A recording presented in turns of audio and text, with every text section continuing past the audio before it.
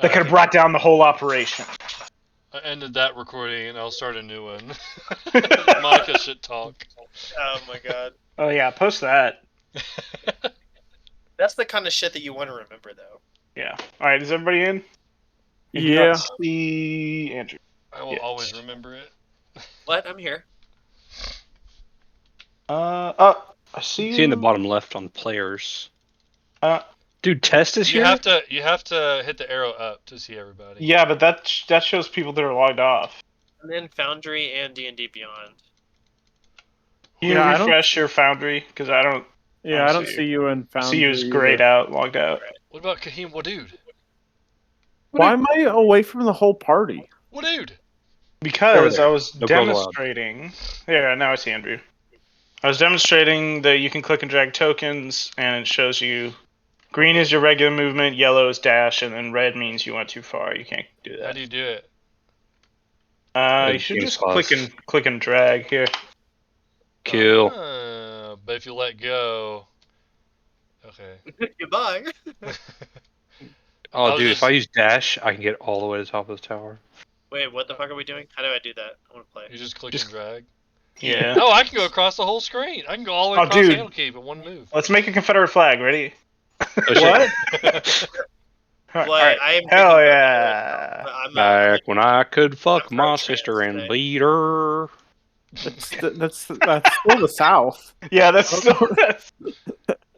That was a weird. That's still Alabama's Florida fight accent song, you got. so. Yeah. All right.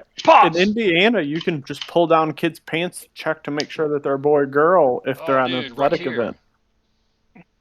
What?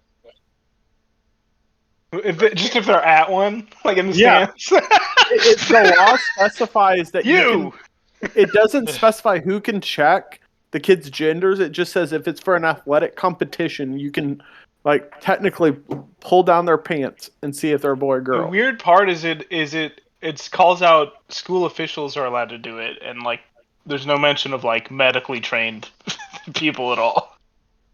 So you're telling me the janitor can pull down my pants? It's just like this is the janitor, Mr. Rodriguez.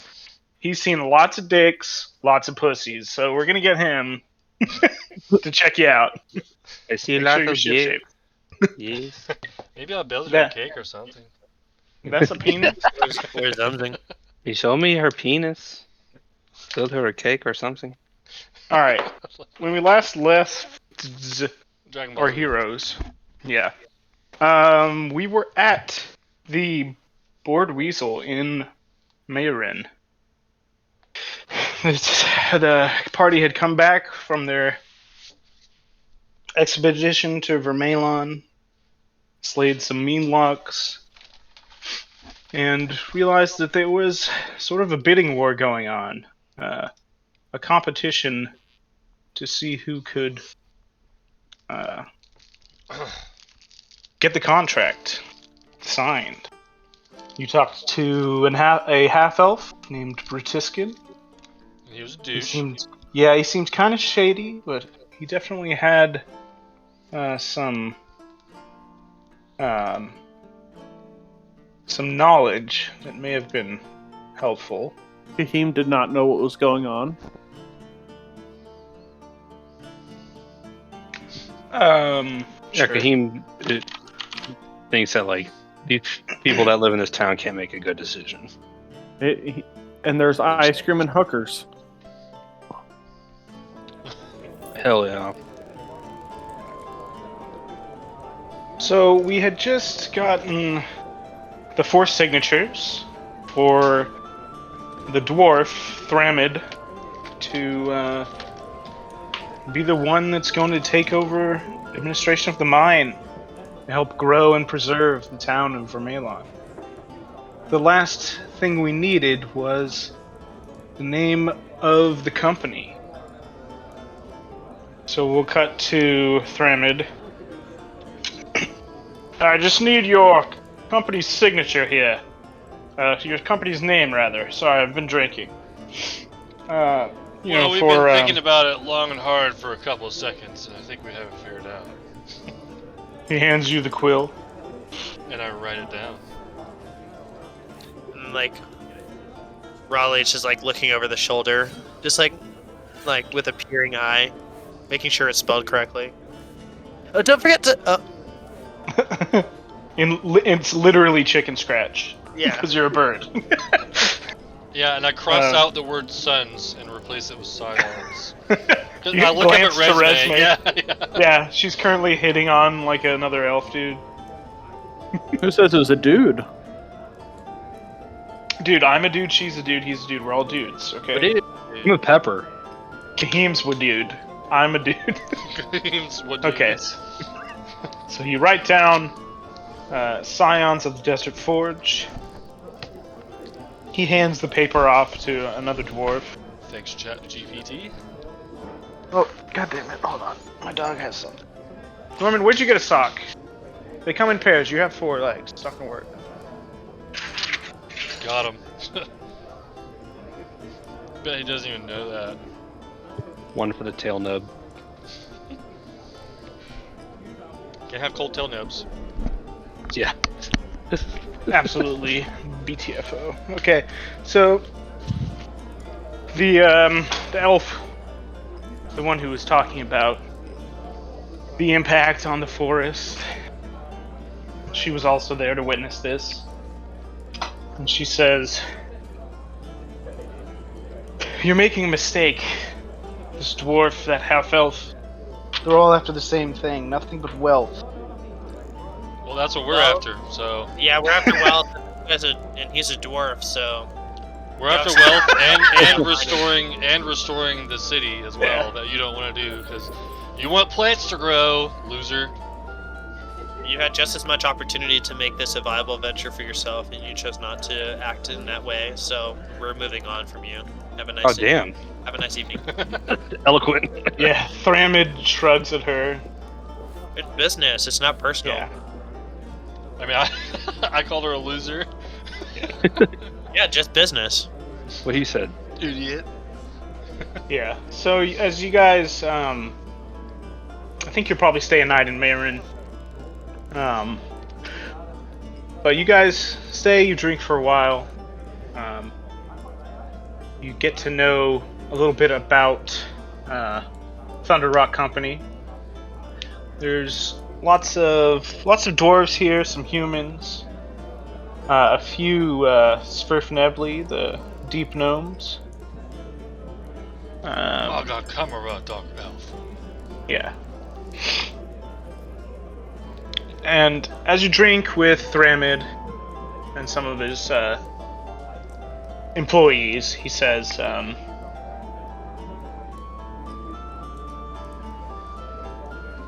we'll keep at it. We'll keep you in contact with you. We'll keep messages and gold flowing as best we can. If we have an issue, I think I'll be able to afford to hire another adventuring party or mercenaries. I've made my living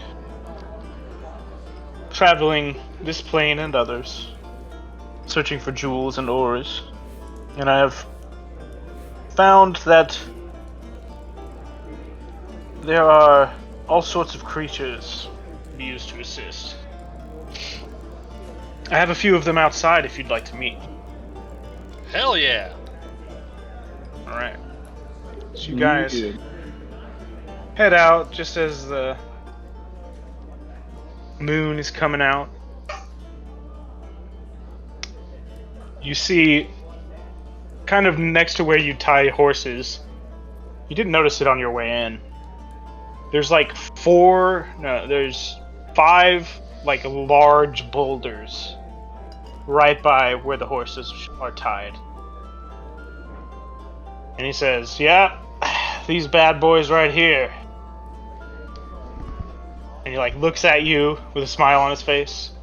Everybody roll a perception check. Oh, shit.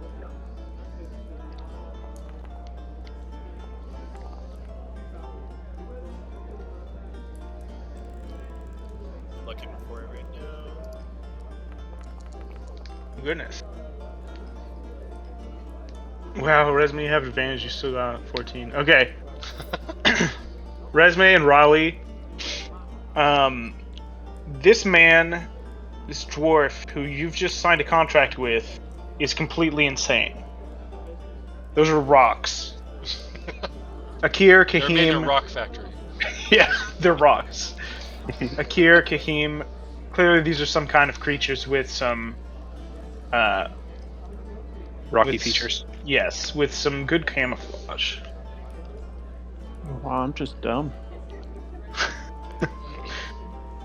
They're quite sizable. What are they exactly? Interesting. Says, and he walks up to one of the. There's 4 rocks that look similar, and then one they look like gray stone. 4 of them that look like gray stone, like a regular boulder you'd see around here, and one of them is like more of a like solidified lava, kind of black igneous rock. Hell yeah. Let me find a photo. You go to actors. No, you go to compendium. Because they're actors. So he goes up to one of the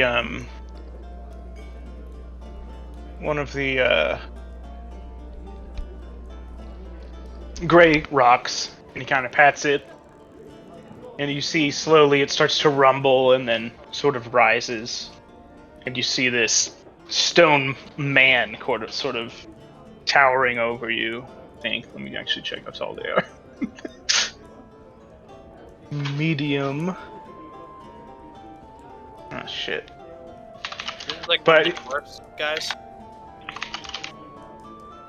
Now, is it No. still a rock to Resme and Raleigh? At this point, no. Oh.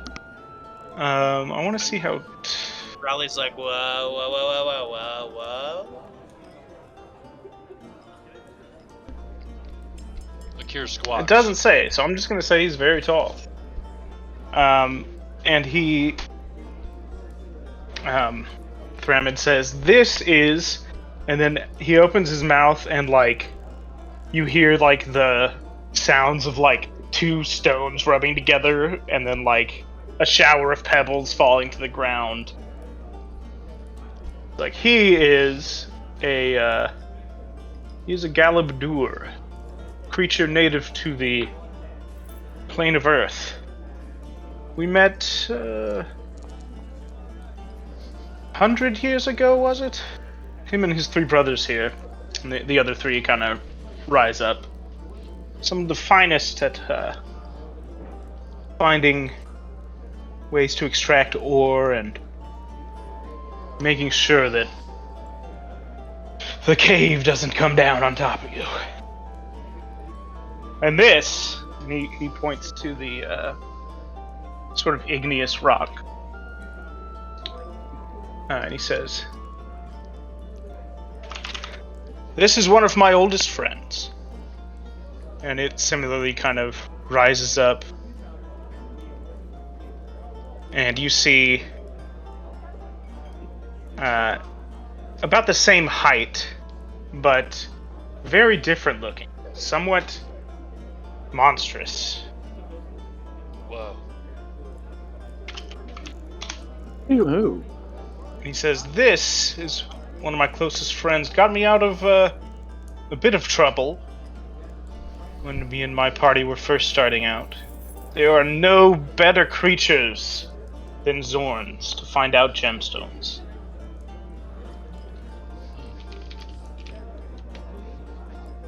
Marvelous. So I roll What a do they eat? performance skill check, and I say, "Nice to meet you," and then I try to mimic the rock and grinding and pebble noises.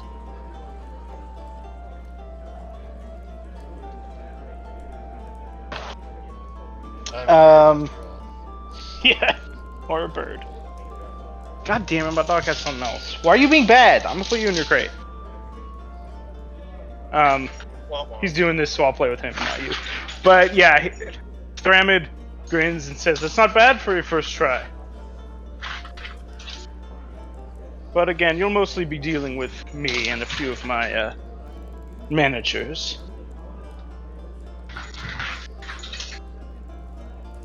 And lastly,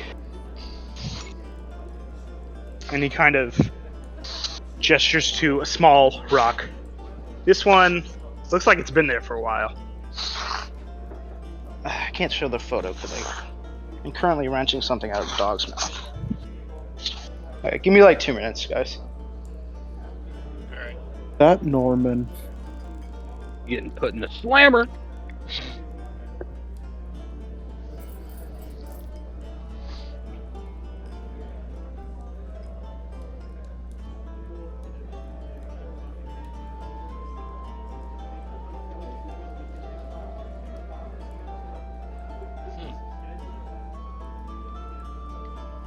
Zorn are neutral, and they can move through stone as easily as a fish can swim through water.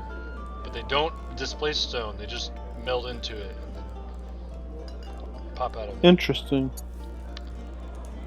And they specifically hunt down precious metals and gemstones and try to eat them.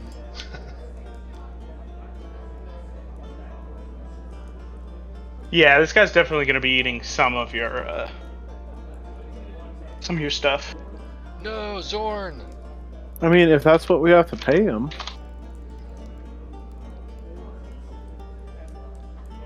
Yeah, okay. But the amount he can extract versus a couple dwarves. Not even close. So you see, he kind of knocks on this small rock a few times. And it sort of rumbles. And then you see almost like a porcupine, all these little sort of quills start coming out of it. And then you realize they're growing larger, and it's actually hair. And this very small creature, probably about 1.5 feet tall, kind of stands up. Turns around, and he grins a big old grin. And he says, "This is Phineas, our friend Leela in there, who was so concerned with how the Fae might react, given that this particular area of land is so close to the Feywild. I figured I'd bring along a Korrid or two. These Fae creatures are very secretive, but they have strong ties to the earth, and this was actually a friend of, and then he makes the stone noises again. He's brought most of his tribe along. No one knows the ways of a cave better than a Korrid.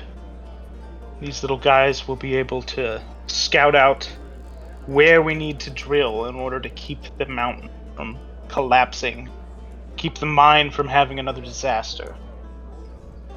When Raleigh says, it's nice to see that you have a seemingly knowledgeable team that has some experience doing this, because at the end of the day, we want, again, the community to be safe, and hopefully the elf is happy knowing that, things aren't just going to implode and collapse and people are going to die like what happened last time. So Leela is quite a reasonable woman, but she is passionate. Our That's three fair. companies have been competing with each other for few centuries.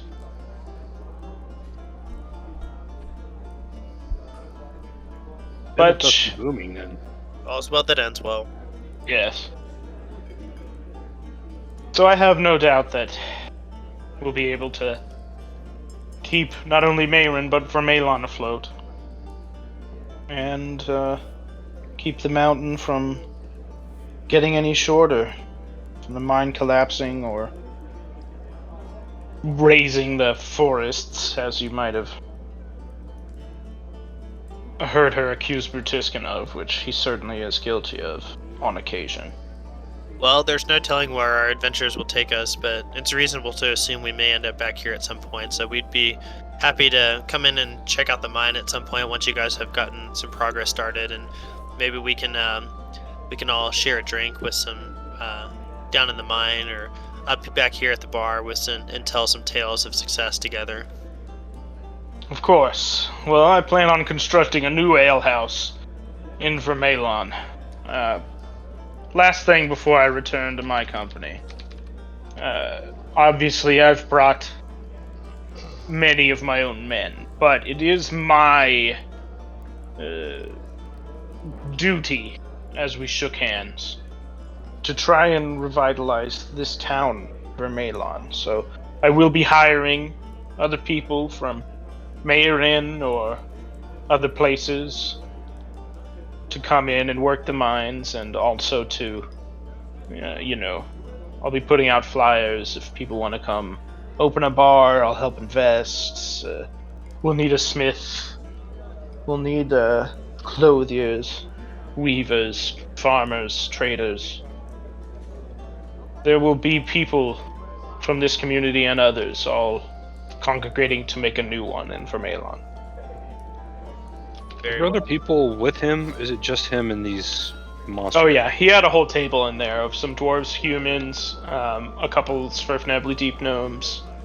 Okay. Have we ever heard of this company? Go ahead and you could roll a history if you want, but it's probably not. This is gonna be pretty hard. Nope, never heard of any of these. Sounds good to me.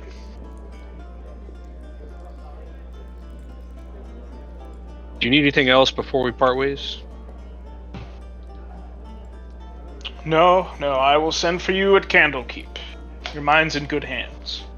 He'll walk through the door to the tavern.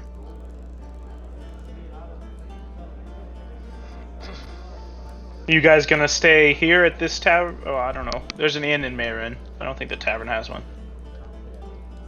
I don't know, boys. What are you thinking, Resume?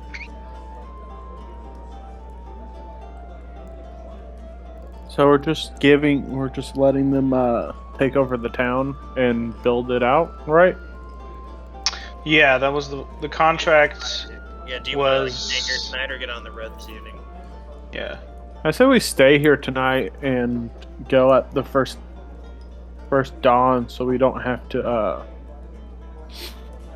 get attacked or anything. We go fully rested. I agree. So one of you makes off to get accommodations. Another goes into the bar to pay the tab. On the way out, Brutiskin is kind of leaning against the wall near the door. And as you pass, he says, sooner or later, you will need the information I have. It will be quite pricey. And he heads off to go sit with his table of Scene. angry-looking people. I left him on scene. Mm-hmm. On the Clearac front, so we got a new thing to the puzzle box. Right, Yeah, the little illusion of him that came out and spoke to you. He told you he's looking for beauty remedies. He said he's getting too old. He protects a hidden secret, all that kind of stuff. It's in the research notes, the whole thing I wrote. Magical techniques to preserve youth. You heard me correctly. I'll be seeking mystical beauty remedies. I pray your return to Candlekeep is not slowed by laughing at my expense. Okay.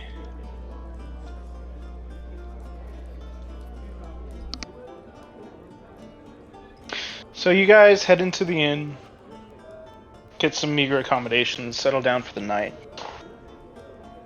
In the morning, you saddle up your 3 mules. Who lost theirs again? I don't remember whose it was. I think it was Jacob's. What was mine? Your mule is gone. Oh yeah, my mule died. Yeah, and you guys go through more cities, so you're able to pick another one up on your travels. Yeah, and I help Akir right off the bat, help handle some of his stuff, and we take turns, in that first stretch, just flying and riding on the mule. hiking with it, riding with it a little bit. The next city, I want to offload the contents of the bottle. Yeah, So- let me see. You guys, I believe I said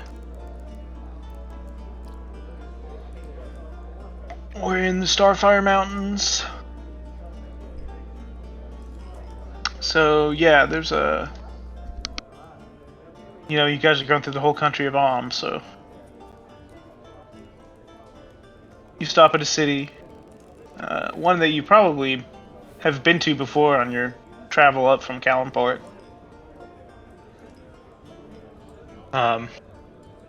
You stop at a city, you're able to sell what it was. I'm not sure exactly what.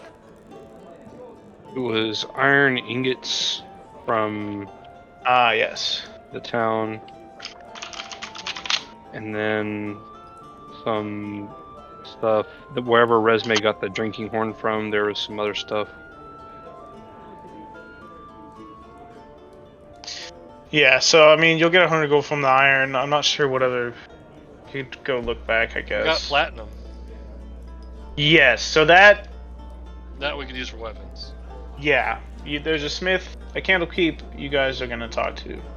So how much gold? I'll add it to the pool. 100, and let me look, cause I didn't bookmark it or anything. We were on Deep and Creeping Darkness. Yeah, we all used the Bank of Akir.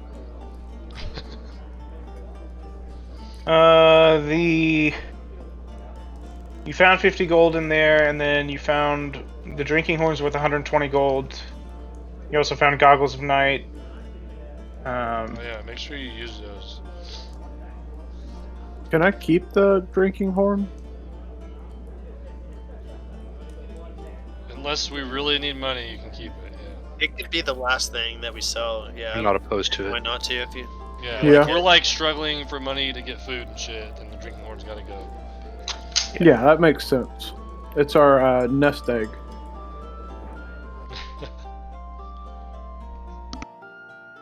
Happy Easter. Yeah, so you guys make your way through the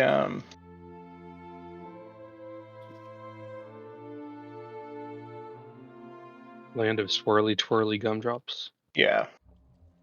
Mhm.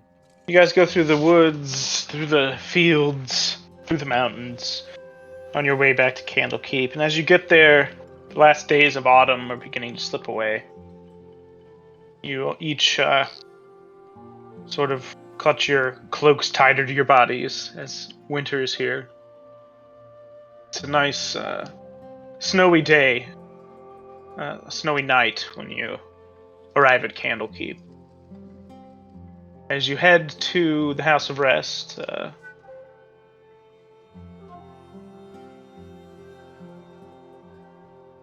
very hold on, let me pull something up. Very weary from your travels, you go in to get a room. On your way in, normally outside of Candlekeep, there's some scholars and researchers who are camping there in tents to save money. Being a scholar is not a very profitable business. But as you go in, there's no tents. It's too cold. Everyone has gotten a room at the House of Rest. And as you go, you hear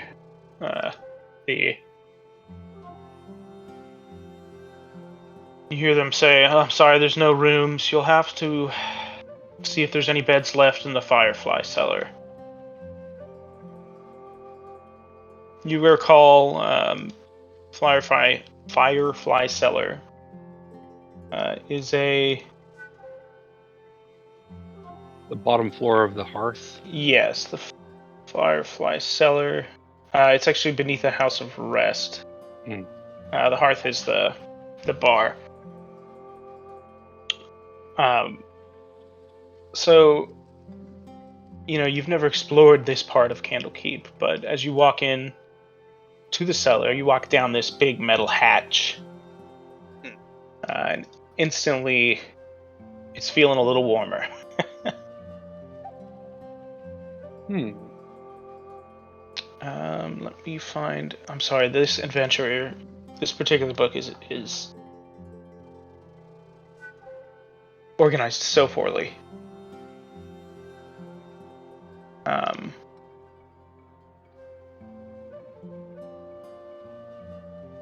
So, as you walk in, you find an elderly elf precariously balanced on a ladder while arranging a few of the flower pots on top of one of the bookcases. She's engrossed in her work. Before you can say anything, without looking, she says, Ebder, are you back? Is that you?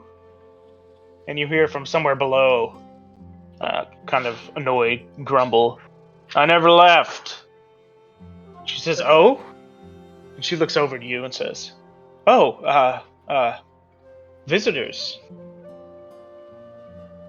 I'm Scribe Varnier. Sorry for the state of things. As you see, the restoration project is a work in progress. I'll be with you shortly. And she returns to her work, adjusting some books, some things. She says, actually, would you mind bringing that stack of books downstairs to Ebder? I'll meet you there. She points to a small pile of books on a stool. Sure, She no says, problem. Thank you. So, like, as she turns and walks downstairs, Raleigh, picks up the stack of books and starts flipping through them. So, can I roll, like, an investigation check? Yeah.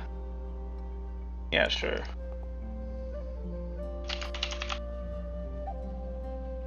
Raleigh hasn't seen or I don't know, did I get anything off that? Let me see. So you've never heard of any of these books, but you do notice all of these are in a state of disrepair. The pages have been damaged, the covers are bending, the spines need replacing. There's an herbalist's guide to surviving, Dragon's Downfall, the elemental chaos and the resulting planes, all sorts of books that seem very interesting, but are in disrepair. You recall her saying something about a restoration project. Let me pull up the, So I kind of look at Akir and say, like, because we have a similar upbringing, like, these books are nothing special or ordinary. Everybody's drunk, but maybe Kahim wants to have a look. And then, Raleigh starts inspecting, just kind of glancing over the restoration work and on his way downstairs.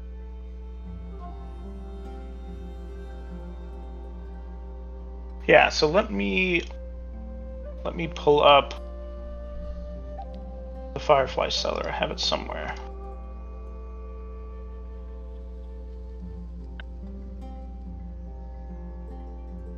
Have I placed you on this map? No.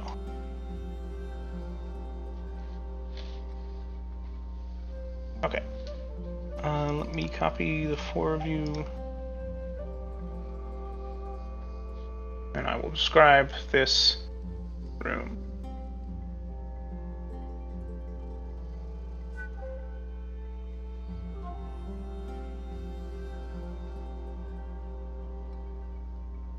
Okay.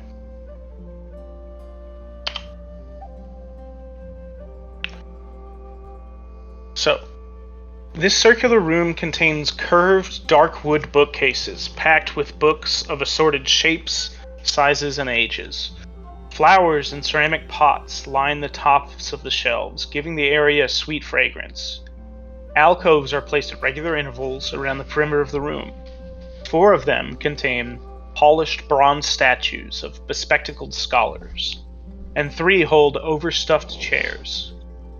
In the center of the room, a brass railing surrounds an overlook that gives a view of the lower level of the stacks. Hanging from the ceiling above the opening in the floor is an enormous stone sculpture of an open book that looks as though the cover is flapping to keep it aloft. A spiral staircase to the east leads down, as well as up to the trapdoor exit set into the ceiling. The occasional errant firefly flits about. The fuck is this place? Yeah. What's his So name? the center is over here. And then like here's one of the statues over here. And then in 3 of them there's the chairs.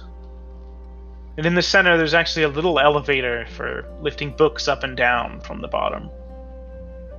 Can you unpause the game so we can walk around? Yes. So, like, just generally interested. You know, Raleigh enters the room following Akir. Ugh, the lighting in here is terrible. Where's the lamps? No lamps. Fucking Just a few. fireflies.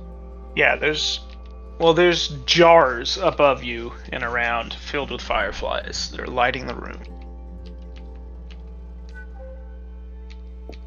Very As you guys look around, there's more books on more shelves, running around in these 3 circles. Some of them seem to be in good, almost brand new condition. Others are dilapidated.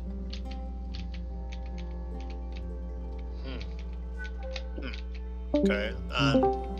Where's the lady? She is working. We'll say she's like working right here. All right. I don't. Yeah. So Raleigh, makes a full lap around, and she's in here. You said. Yeah. I'll just throw a sage there.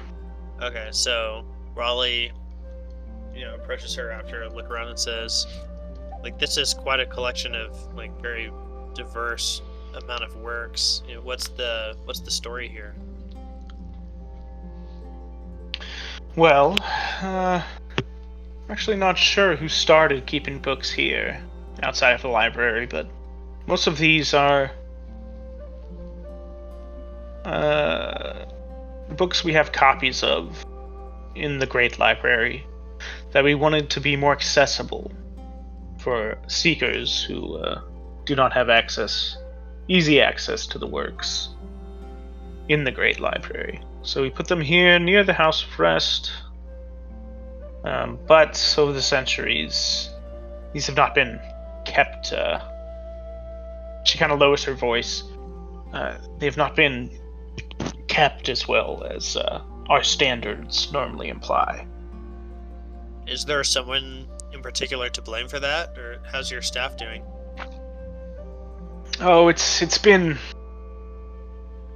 a few caretakers, but yes, and we have limited resources here, so these books, being duplicates, sort of fell to the wayside. How are your renovations coming along? Have you hit any roadblocks that have halted progress? Well, no.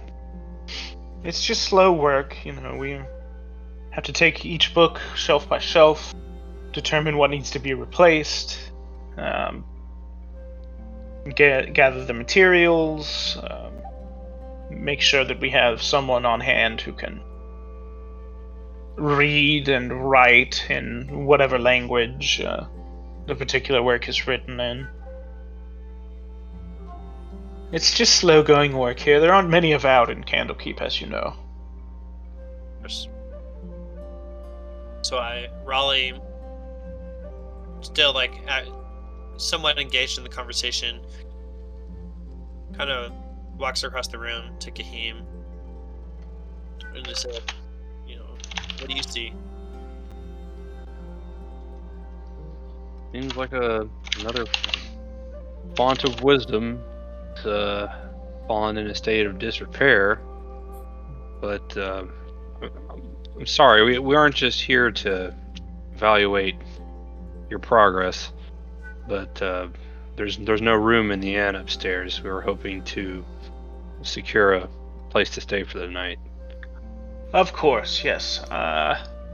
Take those books down to Ebder, and he'll be able to get the arrangements with the caretaker. Very well, thank you. Where's the staircase down? Down? It's the same staircase you guys came in on. It's a spiral. Oh, Okay. fancy. Yeah. All right. Raleigh says thank you as he walks out the door and heads down the stairs.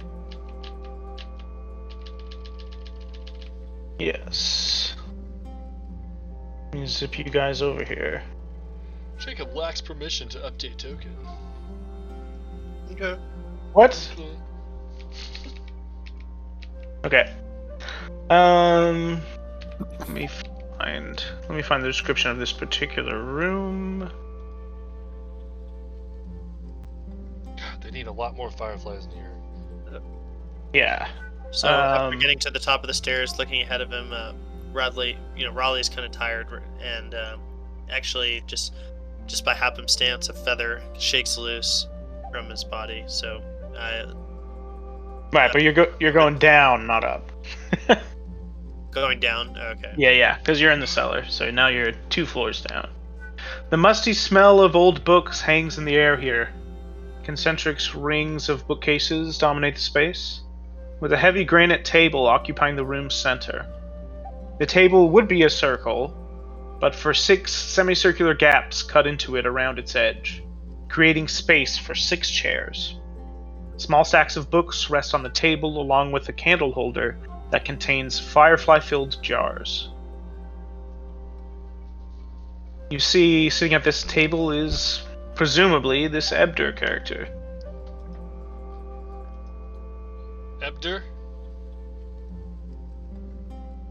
He says, yes, come in.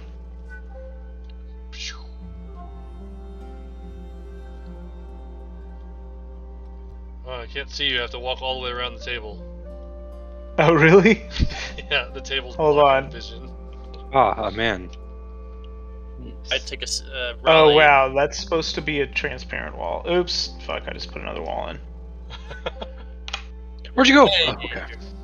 So Raleigh just kind of like, with his wings just kind of resting on the top of the chair, like on the back of it, just kind of half waiting for an invitation to have a seat.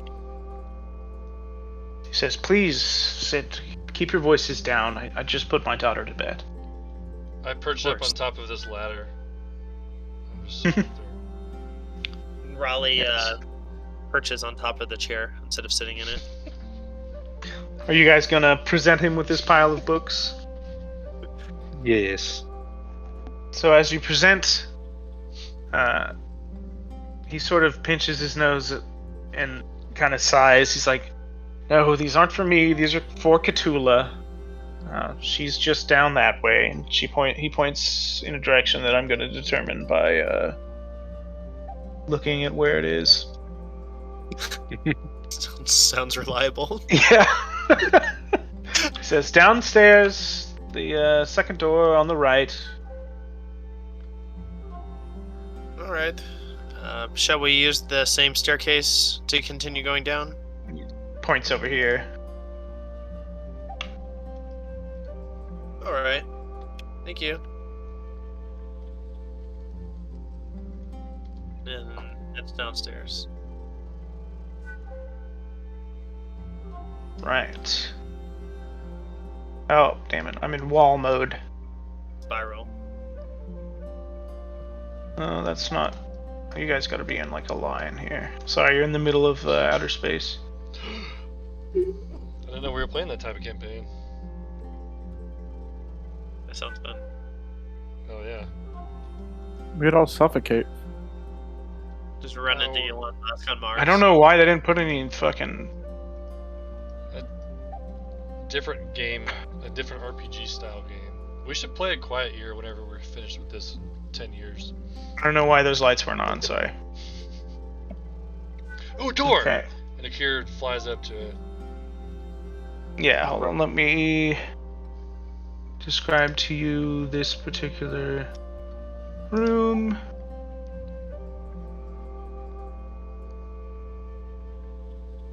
It's cold here. A low barrel vaulted ceiling crowds the already narrow passage. Light from a firefly lamp that hangs on a hook in the wall is inadequate to illuminate the entire space. So that's why the lights were off. Fuck you guys. I can see. So you guys head over to open this door. There's no light in here. Sorry, I'm gonna pop a little bit of light in some of I these can rooms. see the whole room. Yeah. Okay. Are there still So the fireflies flying kitchen. around? Most of them are in jars on the lamp, like on the wall. So this a dirty skillet stands out among an otherwise immaculate kitchen, and the smell of bacon in the air hints at the skillet's former contents. The door in the southeast corner hangs open a crack.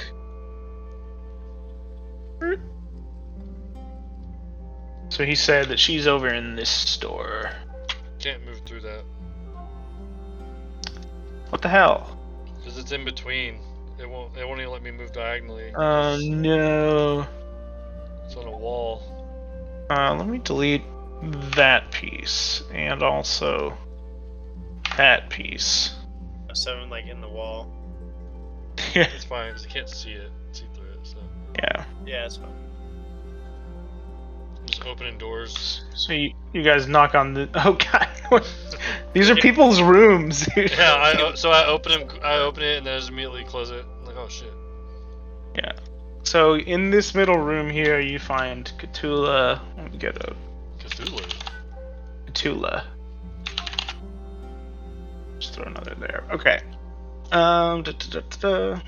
Raleigh kind of gives a gentle like feather pound on the door. Just like, hello, good evening. You see her. This room is furnished with a bed, a wash basin, and a writing desk. The desk has a tiny clockwork oyster resting on it. You see Cthulhu. She's a tabaxi, sort of a grayish coat. She says, thank you, yes. Please just set them there. I was just getting to bed. Sounds good. Speaking of bed, where are we? We were told we could stay down here. Where are we supposed to sleep?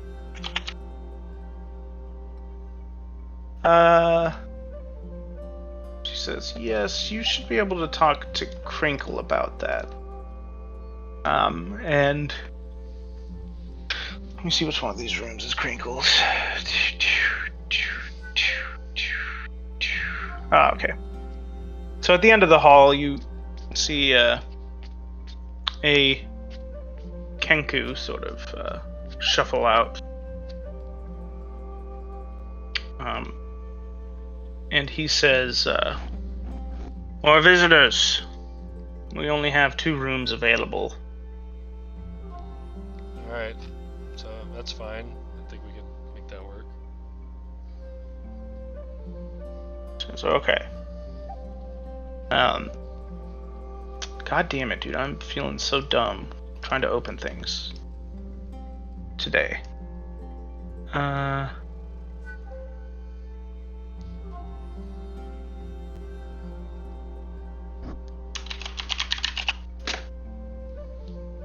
You see Crinkle, with his sort of staff with a hook on the end. It's right now holding one of those jars of fireflies.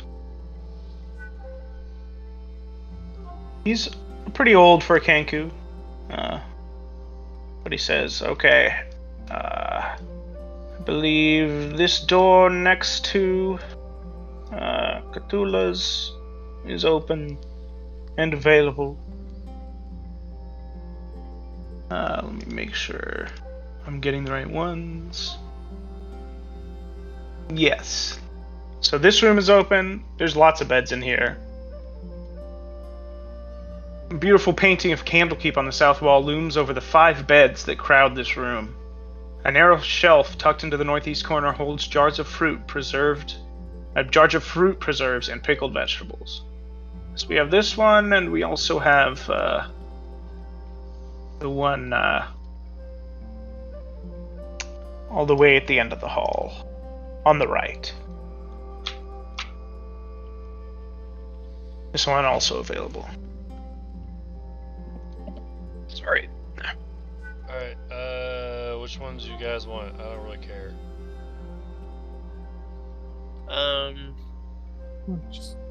I don't This one- particularly mind. Yeah, 2 beds positioned on opposite walls, flank a wash basin in an otherwise bare room. Both beds are made, but the blanket under one of them is a bit rumpled. Oh Ew. god, fuck that. Yeah. This one has lots of beds. Yeah, dibs. And then Hey, Raleigh Rice Spoon. Alright. There's enough beds, we don't have Alright. space. Let's start Do- eating the vegetables. I feel pretty safe here. I'm gonna shut the door. Does anybody need? Do you think we need to? I don't see a particular need for anybody to stand watch. We can just put a jam up, like put all our stuff in front of the door so they can't come in. Okay, yeah, I'll go put my backpack by the door. I'm pecking at the vegetable in the room. Yeah, the pickles. Yeah, the pickles. Yeah, they're all falling on the ground and shit, but I'm smacking them with my beak. Nice. Raleigh like kneading his bed, just like walking all over it, and then looking over at looks over at the rumpled one, being like, "Man, I'm so glad that wasn't mine." While I was like doing way more like damage to this. The Aim's rumpled thinking one was twice up about- there. Going to the other room. Yeah. Oh fuck! I thought it was in this room.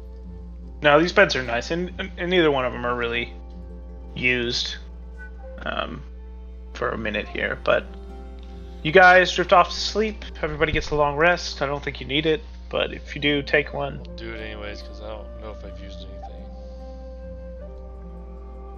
Spells. I don't have spells. Key. Wise. Yeah. Oh, I got one of my hit die back. Excrement something. So you guys have a good night's sleep. You finish off some of your rations rather than cook food because they're about to go bad. And you head up, gather around the table that Ebdur was at. He's still there. Well, not still there. He obviously went to sleep, but you guys are sleeping, or you guys are gathering around here. He's doing his work. You guys are quietly discussing. Go ahead and you can role play it out. What are you going to look for next?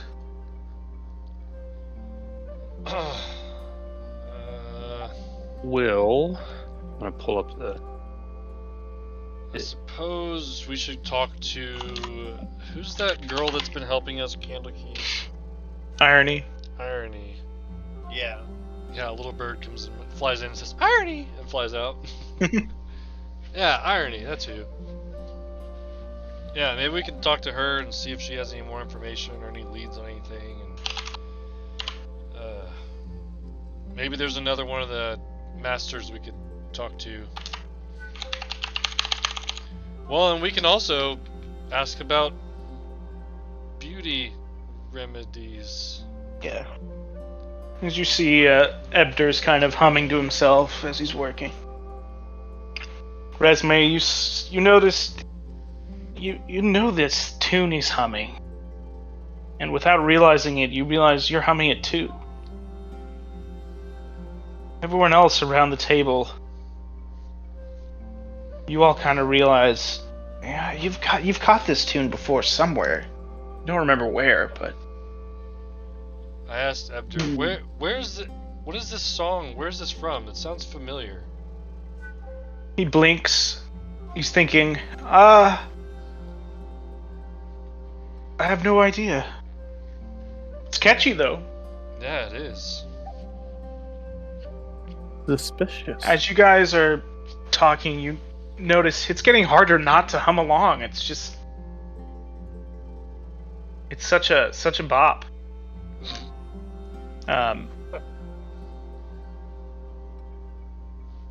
And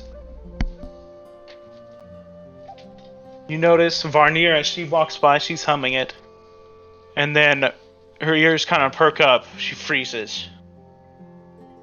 She's listening. You can see memories kind of flashing before her eyes. And she swiftly runs towards the stairs. You hear a sort of loud metallic crunch, and the turning of gears as you realize Varnier has just closed and sealed the hatch that would let you leave, the only exit to the Firefly Cellar. I immediately run over, like, what the fuck? And, like, try to start opening the hatch. What? Why did you lock us in here? There he goes again, trying to open up doors. Can I roll a strength check, like coming right up behind Akira? You're gonna try to. I mean, she's like right at the foot of the stairs. She's gonna stop you before you get there. And she says, "When I first arrived at Candlekeep, the Avowed were concerned about a singing malaise. A book merchant had been afflicted with it and was put in isolation after several Avowed began singing the song as well. I don't know what happened to him or the others. That was 600 years ago." She seems kind of nervous, but she shakes it off. "I've alerted the Avowed and sealed the exit to stop whatever this is from spreading." You hear Cthulhu immediately voicing her discomfort. "You can't keep us down here." Yeah, what the hell? We were just staying the night because the inn was full, and now we're locked in here? Abdur says, We understand that you have concerns about this song. Obviously, it can, bring back the harsh memories, but we wish you no ill intention. Resme was singing it? All of us. Resme "No, was- we're humming it. Resme's along. immune to diseases, so it's gotta be magical. Yes, and you guys all sort of, to stop humming, you have to concentrate as if you're concentrating on a spell. And I look over at Resme and say, once you tell her, you're the one humming it. We were all I don't- humming it. Yeah, I thought we all were humming it. Yeah, you're all humming it. Hold on, I'm trying to find. I know I had the music somewhere. Riley, I know your reality has been fucked a couple times, but we were all just humming the song. And then I start humming it. Oh, shit. Yeah. Yeah. I'm like, oh yeah, fuck. Oh man, it's time to really annoy you guys. Oh So, you alerted them, so they know we're down here with a song in our head. It's just a song that's stuck in your head. It happens to everybody.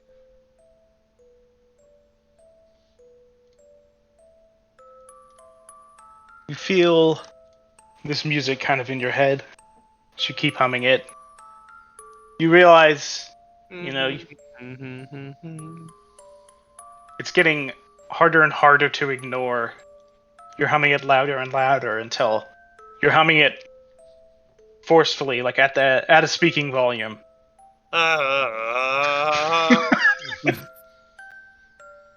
Abdur says, "Please, just hum along and keep it down. I have work to do." Tula seems very annoyed, and Varnier says, "Look, I will not be giving anyone the key until we've solved this." Solved what? Undoubtedly- It's a song stuck in our head. What's there to solve? It spreads once we start singing. That's typically how catchy songs work. Raleigh's very frustrated and pissed. It's not just a song. It's some sort of mass mystic ailment. Well, So now we're sick with something because we stayed in your keep? Or stayed in your place?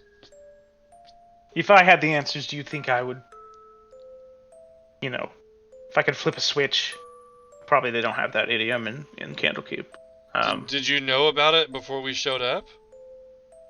600 years ago this happened. And never once again. And overnight, everyone in here now has this issue. Or was everybody humming when when we didn't think of anything of it? Wait, say that again? I'm talking like this and the beat of Yeah, every time between conversations, I'm like, Yeah, so what the fuck's the deal with this? Yeah. This is fucking bullshit.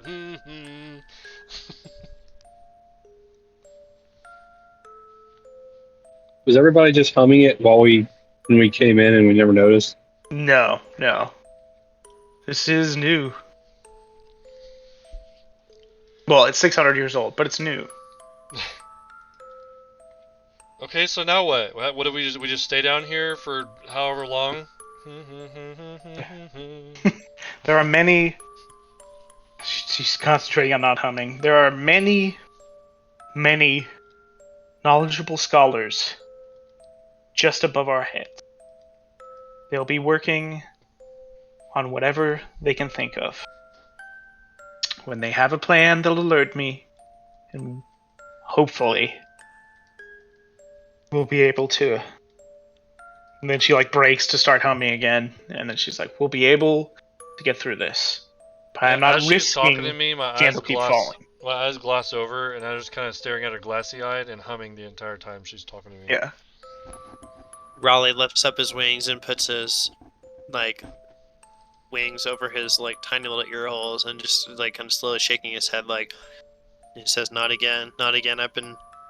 This journey is nothing but drive me absolutely crazy." Raleigh's had a tough to go of it.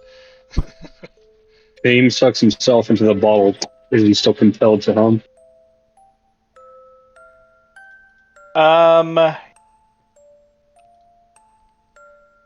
Gosh, that's a great question. Fuck. Fuck. Ah, man. I'm gonna say no.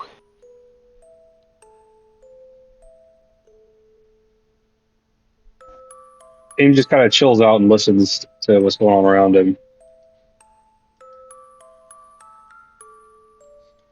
I walk by the bottle and you hear Akir humming super loud as I walk by, and then it fades away. Yeah. So as you guys are trying to get settled, it's starting to get pretty annoying. Cthulhu is arguing with Varnier. Ebder is just trying to concentrate on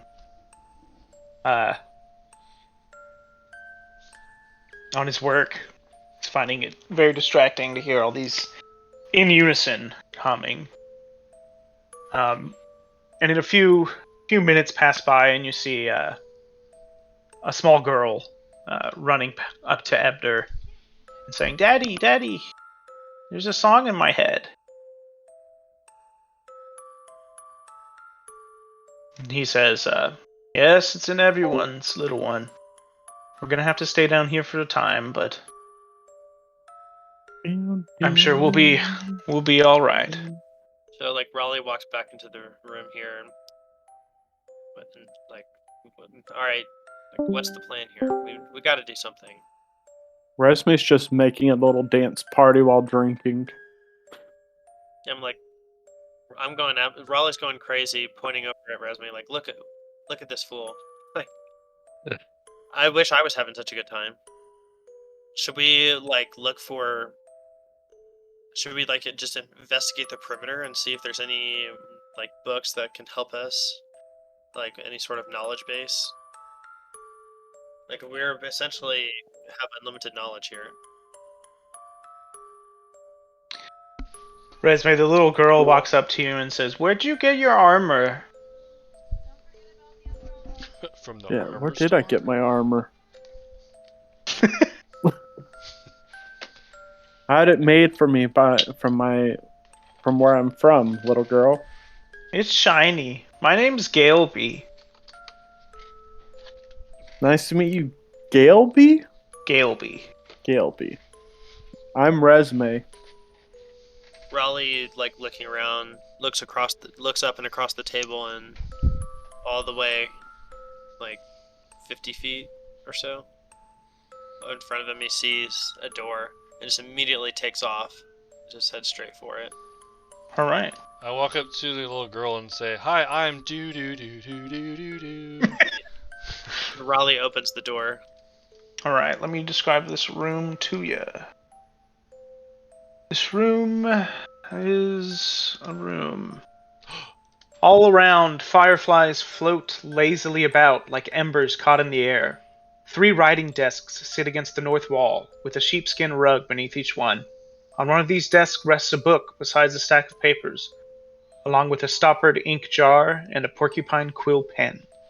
Another desk has a leather case on it. A moldering tapestry hangs off-center on the west wall. To the southeast is a wood-paneled wall with a closed door set into it. A weak yellow glow emanates from under this door. Right, so seeing the glow under the door, Raleigh very quietly takes a couple steps back and exits the room, but leaves the door open and comes back to the group here. Says, "Hey, there's a light on in one of these rooms back there. We should go investigate it together. I don't like this is way. It's too risky for me to go in alone. Come on." And like without waiting for like a yes or a no, just like Yeah. And as you guys run in, Galeby's following you as well. And so I look at Akir and kind of head nod to the side at the door, and Akir already knows what to do. What Oh is shit. Kahim concentrating on? Detect evil and good. Rally, you have to open. Oh, that I didn't door. hear you can't. cast that. Hold on, what is that? Say it again. You have to open that door. I can't open that. All right, before I open that, I want to investigate this book. Okay. Oh, Womp womp womp. I mean, luckily you can still read the cover, right? A low investigation doesn't mean you can't read.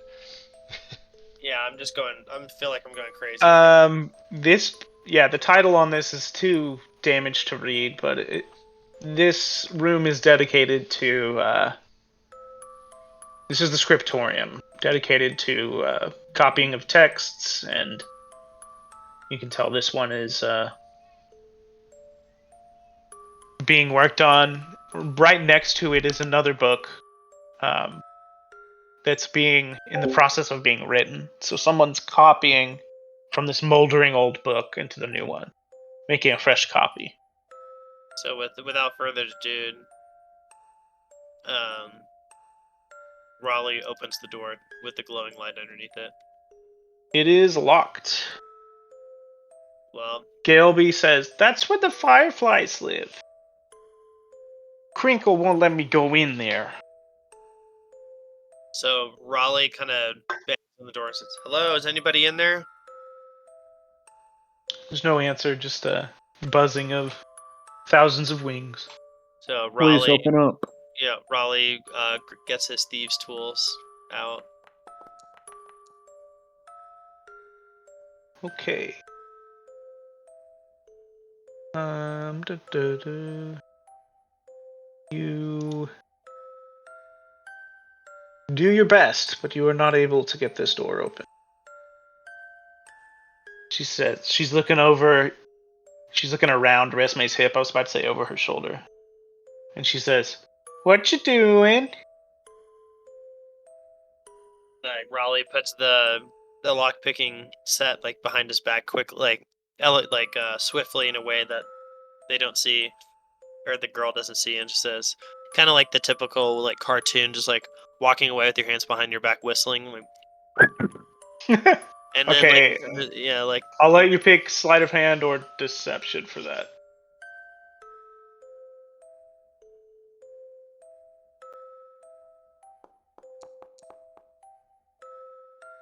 Yeah.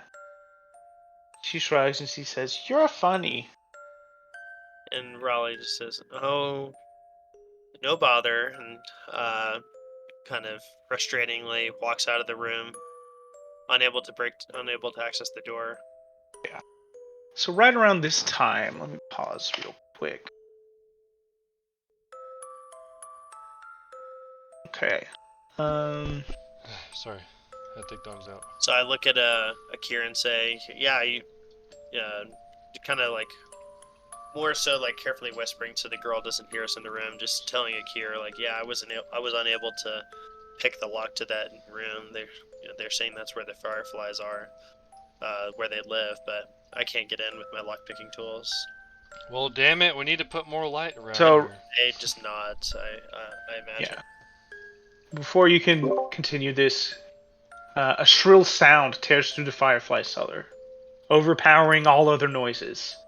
Though it rapidly rises to an uncanny pitch, you recognize Ebder's voice. I We need to run. break down this door. Yeah, haul ass in there too.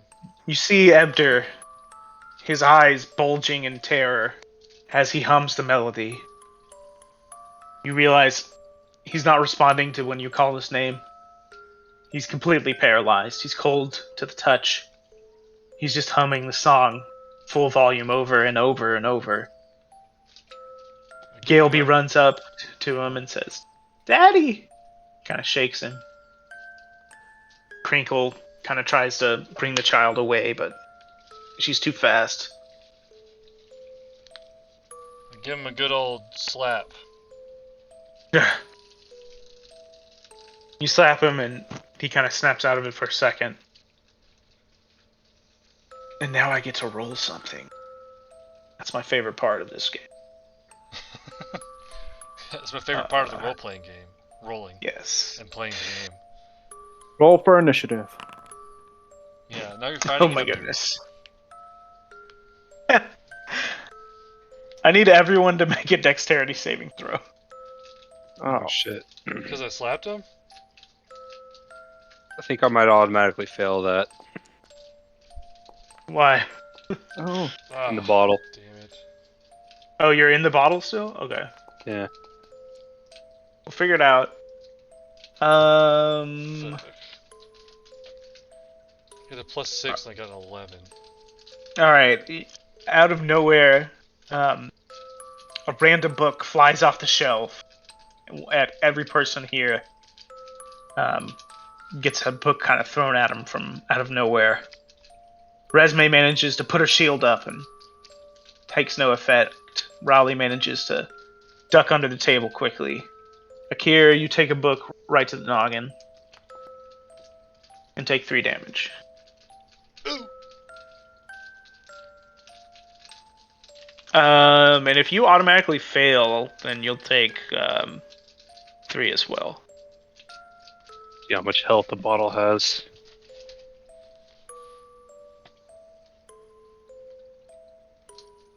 Fucking air elementals throwing books and shit. Need to make. It equals my spell save DC, which is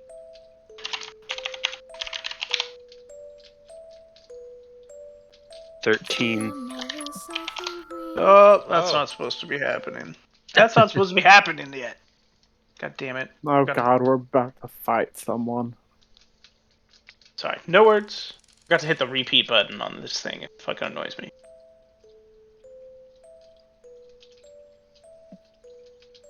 Oh, you should, like, get out of that. Kahim's gonna break it.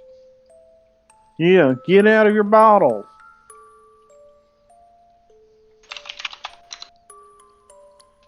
John Travolta, come out of the closet. Oh, it was Tom Cruise. I It's lock both myself of in the them. closet too. Oh. Yeah. Yeah. Gotta come out of the closet, oh my god. And I pulled out my gun! Yeah. Is that her name, Vernier? Barnier. Bark. Oh, oops. Doop. Yeah, it's that part. Breaking news: Kanye West will not come out of the closet.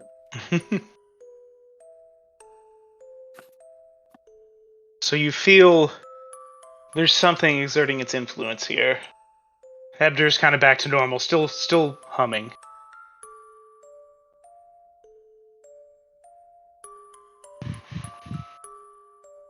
Detect evil and good didn't yield anything. No, you do not detect any of those creatures. Quick, team, let's split up and search for clues. So Crinkle is here. You know that he has the key to that door.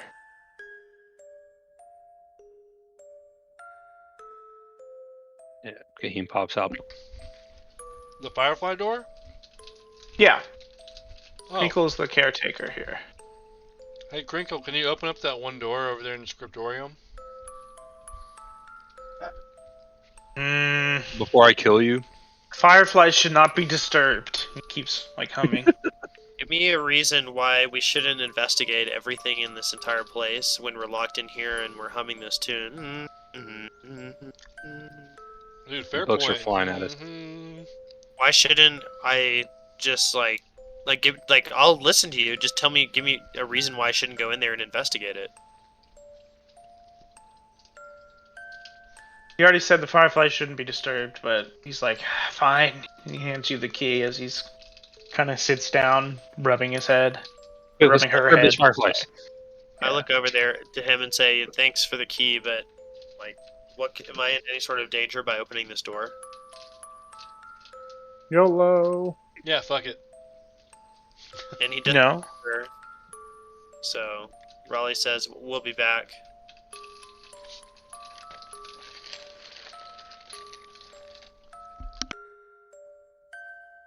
Alright. The small room is awash in the glow of thousands of fireflies.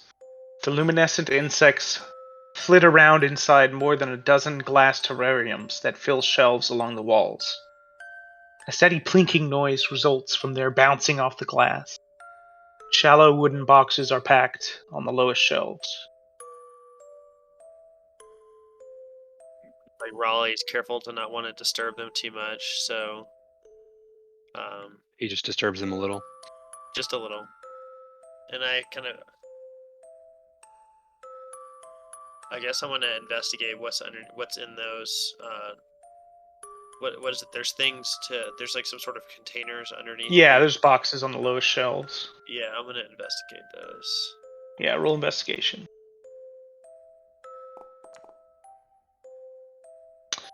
Yeah.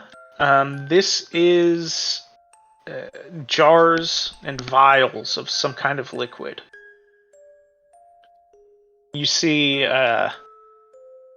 little in the terrariums, little dishes filled with the liquid. This must be the nutrients they supply to the firefly. There's also some empty jars, like lantern jars. I don't see anything of major concern or value in here, so I walk out. One last thing, as you walk out on one of the floorboards, scratched into the floorboards in a manic script, the words read, "Finish the rhyme."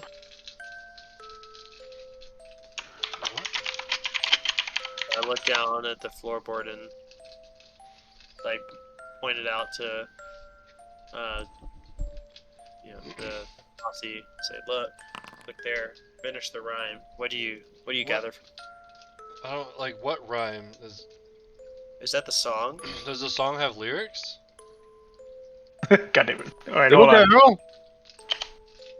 Okay, Kahim, I need you to roll an intelligence saving throw. What do you? Yes, I said intelligence. There's like none of these ever in Yeah, there's like D&D. 3 in all of D&D. Yeah. Let me just fail it real quick. Okay. There we go. I have negatives on everything. You immediately take... Oh, no, not D12. That would have been dangerous. Not D10 either. You immediately take D1 damage. 5 psychic damage, as manifesting in front of you is your worst, most horrific nightmare. A boggart? You know, like in Harry Potter? Shit. An air elemental. Oh, like in Harry Potter. So as you run out of the room, make another intelligence saving throw. As it's following you. Oh, and you take 5 damage. Ugh. Alright. You guys, Kahim is running from something as it keeps smacking him Ah! in his brain. Can I see it? Nope. All you guys over here, Kahim is wounded. Help me! Shit, we didn't buy Anybody- more potions. Anybody gonna try and do anything to help him with saving throws? Because it's every turn here. So, how do we help him with a saving throw? He's pointing at something that's following him. If you could demonstrate that it wasn't real in some way, perhaps that would help him. Yeah, I will swing my sword at behind him. Or my spear, sorry. I'll stab Yeah. my spear. Kahim, describe your worst nightmare that's happening there? Fucking Zufar is smacking me with my parents' heads. God damn. So you see the spear sort of pass through this entire illusion. Make another saving throw with advantage. Hold Alt for advantage.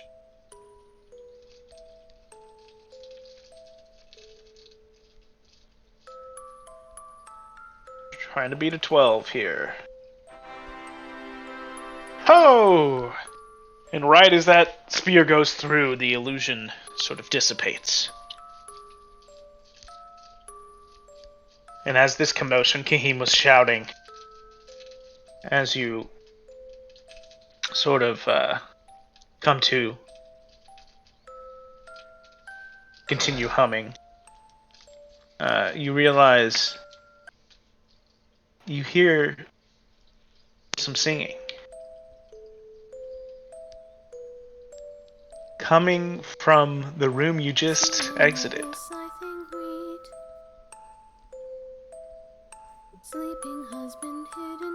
I'll post the lyrics here in a second, but you hear it coming from the Firefly room.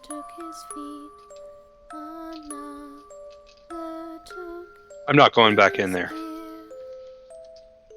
Alright, well, I wasn't even in there, actually. Fuck that place.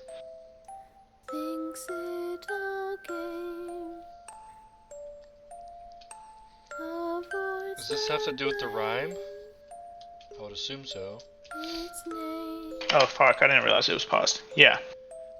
Alright, let's all go and check out this room down here. Let's stay together. Let's do it. Just in case some shit happens. So yeah. I don't want to move my token because then I will be there alone, but we're all there. Mother gave a tasty meal. Instead, dog eats a hand. Why? Alright. Yeah, so you're in the scriptorium now. It's inside the Firefly room. You hear it. Resume draws her sword in preparation for whatever's singing. Yes. Oh, I was And all talking four- about the room down there. Oops. Oh well. All four of you start realizing that you're still humming, but you're starting to mouth these lyrics. Resume, can you like heal Kahim a little bit? He looks like he's fucked up. Yeah, I'm going to cure wounds. Oh. Fahim, come next to me. I'm good.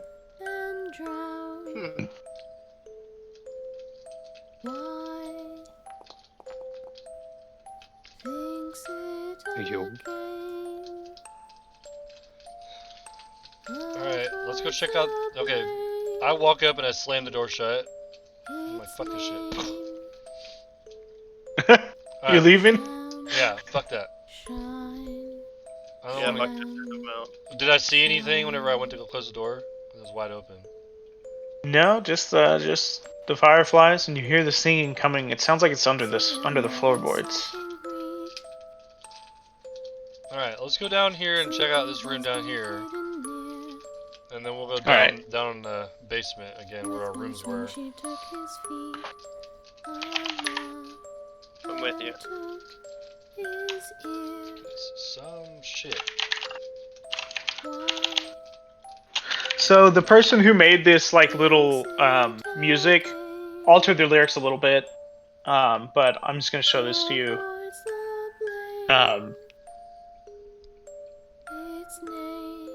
Because the people who work at Wizards of the Coast are not lyricists or poets by any means, so they made it just a little bit more lyrical.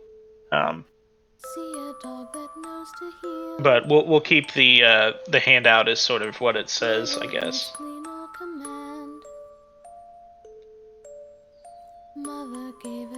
Does it mean finish the rhyme? The song sounds complete. But the story doesn't eat her conclude. hand. Yeah. All of you are singing at this point, as is everyone else. Thinks it a game. On your way down. Avoids the blame. Its name. Okay, you guys open this door here. Yep. Okay, let me grab that there. That is F5. Leather bits, wood shavings, and paper scraps litter the floor near a large workbench. Tools and contraptions are organized neatly around a handful of books in different states of disrepair. Stools surround the bench, one of which has a leather apron draped over it. Books in need of repair are brought to the bindery. So the last room you guys were in, that's for copying books, making completely new copies. This one is for rebinding, creating new covers and new spines, all that stuff.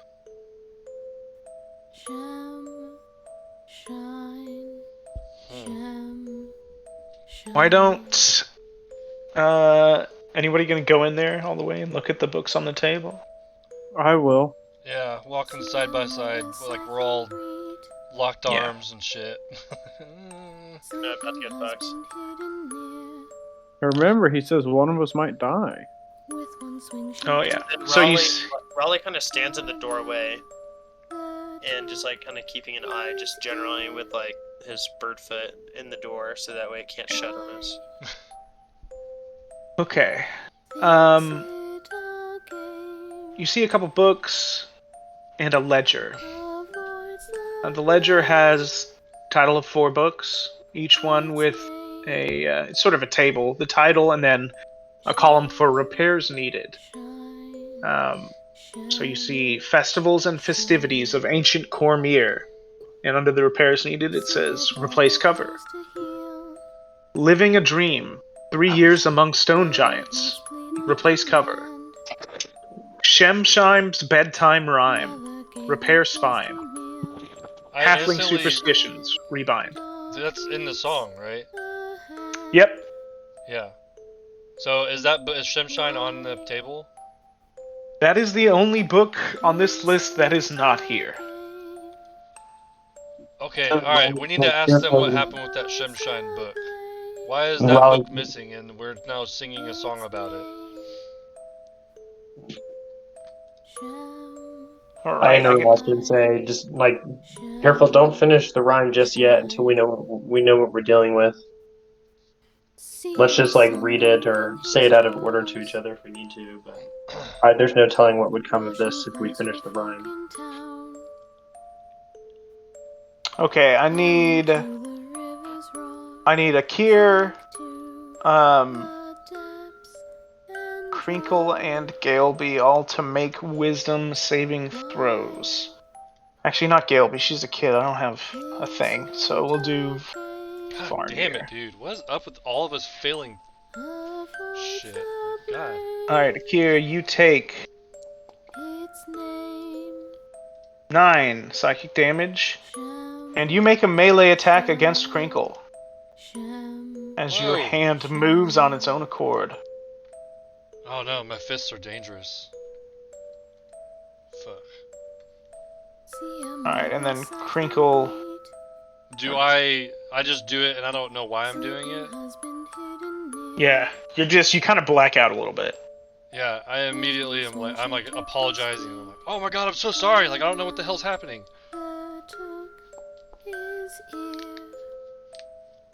Crinkle passes though. She felt it coming over her. And then Ebder is gonna do the same thing here.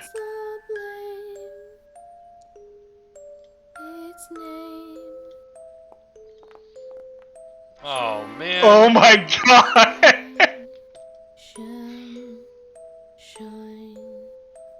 No reaction. Oh god. Oh Jesus Christ. Yeah, she's beat up a little bit. I'm so sorry, Crinkle. I don't know what's happening. I don't even know what She's like- what?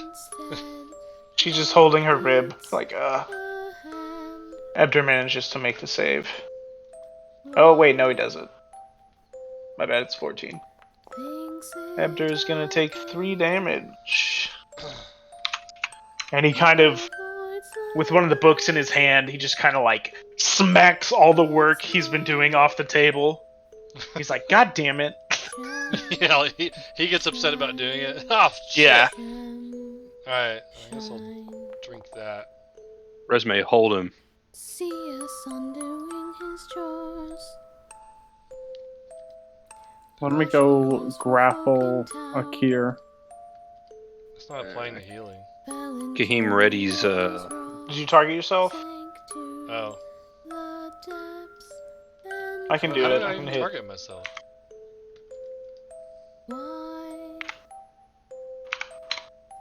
Yeah, I did it. Jeez. Kahim readies a lightning lure, and if Akir makes another attack roll. He's already apologizing, and everybody's kind of seeing that Still. something. Crinkle Galeby. I don't have Cthulhu in here. Bitch, I didn't have to hit you with damage to freaking save you. I don't say that. Everyone kind of spreads out. But Galeby is trying to like stay by her dad. He's like, "Get away, child!" Hey, who's heard of the Shemshine book that you guys repaired? Where's it at? Ebder says, I'm like standing off in the corner. Hold on, let me find.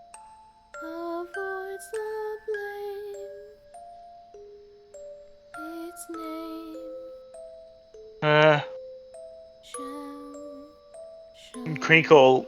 I need everybody to make insight checks. Ebder says, "I can't remember. I remember examining it, sending it to the bindery, but I haven't seen anything." All right. Right. Wow. Damn. Nice. All of you can see that Crinkle's hiding something. Crinkle. Here.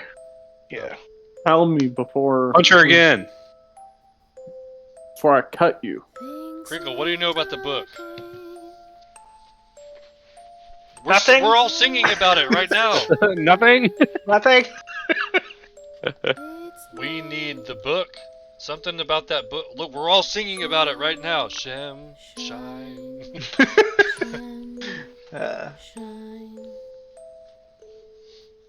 He says, "Fine." She takes you down to her room and get you guys all lined up because it's. You guys head downstairs. Crinkle leads you to her room at the end.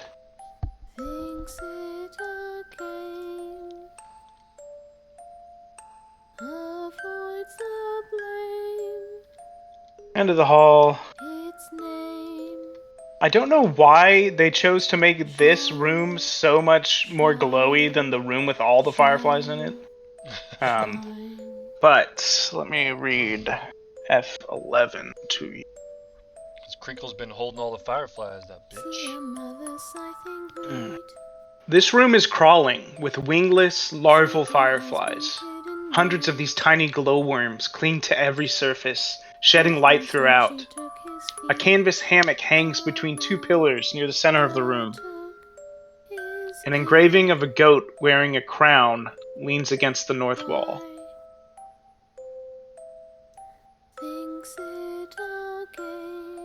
Oh man, we're skipping a lot because... hold on.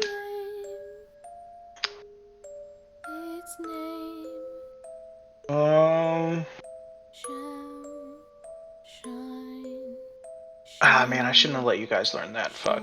I skipped some cool shit. Anyway, she goes to, there's a north wall, where the north wall meets the west wall. There's sort of a gap. A little hole. She pokes one of her talons in, toggles a switch, and a 5-foot wide panel releases. and slid to reveal a small storage space. And she lifts a book out from within. Let me grab it. Its name, Shem, shine, Shem, shine. See a son doing his chores, Okay. washing clothes for folk in town. This children's book is a mechanical curiosity of gnomish design. I'm gonna. You guys are gonna head up to the. Head up back to the top here. When we were down there, did the singing seem like it was coming from down there, or was it now back feeling like it was upstairs? No, it felt. Well, you guys are all singing, so it's kind of hard to tell. It was like below the floorboards. Yeah, below the floorboards in that room over there. As you guys make your way back up, I'm gonna roll once more. Maybe we Okay. should go back in there and check it out again, because this is driving me insane. I'm like rubbing my head, like. Yeah. So as you guys come up, the temperature drops drastically. You guys are shivering. You can see your breath. So, this children's book is a mechanical curiosity of gnomish design with a cover made of wood and copper. Front cover bears a faded, hand-painted rendering of a round millstone. The book is square, 18 inches along each edge of the cover. A silver music box set into the book's spine is heavily dented at one end. Let me find. The book has no pages in the typical sense, but it does reveal pop-up cutaway illustrations of a quaint watermill made of painted panels of wood, tin, canvas, and leather.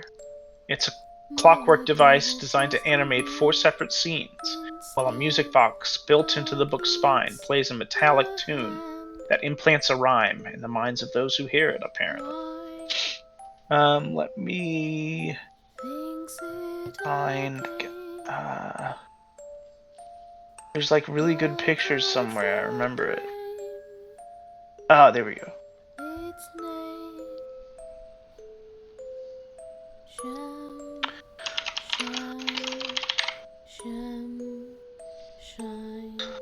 Yeah, so you see the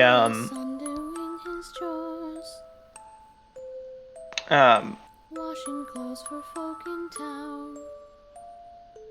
You see each one of the little stanzas of the rhyme, right? You see the mother scything wheat. You see the dog biting the hand. You see the boy drowning. Each of them having this shadow in the background. And you see the fourth, the shadow looking very hurt with a millstone. You don't know. That seems to be the part of the rhyme that's missing, is that final scene. At this point, Cthulhu, biting her lips to keep from singing, slumps to the floor with her back against a wall and her head in her hands. After a moment, her ears flatten. She takes off at a full sprint towards the door. Are you guys gonna try to stop her from trying to leave? Hell no! I want to get out. Who is that? Right behind Cthulhu. Cthulhu, the girl we The brought Tabaxi. The Tabaxi. Yeah, I'm watching and singing along with, and like, I'm interested because I also want to get out of here. This place fucking sucks. Right. So she's trying to force the door. She can't do it. She runs back, draws her claws, and starts attacking Varnier. Says, "Give me the key!" Mother gave a tasty meal instead. Raleigh, jumps over the table, like the fluttering flying. A couple papers go. Why You guys gonna try to break up this fight? things Yeah. Yeah, I'll grab Cthulhu. avoids the blame. Okay. You guys managed to stop this before it gets too rough. Gem, shine. This But you fucking do see song! Barney. And so I just, after I yell that, I sprint back towards the Firefly room. Undoing his chores. Yep. And does it still sound like it's coming from the You can floorboards? hear another voice, yeah. I start just hacking the shit out of the floorboards. Raleigh, hearing a commotion, follows. Yeah, I hear all that commotion and I'm going. So this, yeah, you can easily find the loose board. I'm You hacking move at some. it with a sword. Okay, yeah. Yeah. Well, I'm find- going insane right now, so I'm just starting tearing shit It's up. like breaking down a door instead of opening the door handle. That's how pissed off we are. so yeah, in a nook about 5 feet across and 5 feet deep, you find an exposed pile of bones. 2 humanoid bodies. One of the skulls has a hole in the back of it, and is currently animate and singing the song. I'd stab it straight through the face with my sword. Hey, We got two now we're holes. getting somewhere. I like repeatedly, like if it keeps singing, I Yeah. repeatedly keep stabbing it. Like just like Raleigh like holds up his wing to shield his eyes. Bone shards are flying all over the room. And if that's Yeah, not roll working, roll then, an attack if you can. I don't know if it'll work because it is. Lightning lore. No, I'm kidding. Okay, yeah, one hit. It immediately, gets. These things are old. It immediately gets crushed and stops its singing.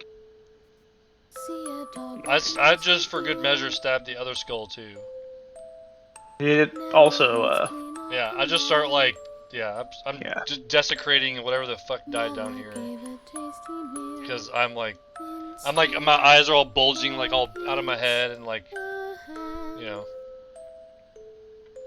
clearly And not the liking music this. stops playing. And what? It's like, and the music stops playing. Yeah. yeah, no, it keeps going. You can hear the little music box tinkling, tink, tink, tink. Oh fuck. God Okay, damn. what about the book then?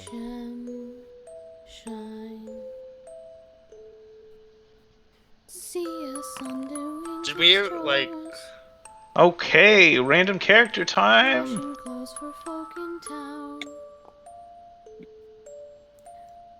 Jacob, it is your turn. Your worst nightmare appears before you, blocking your exit from the room.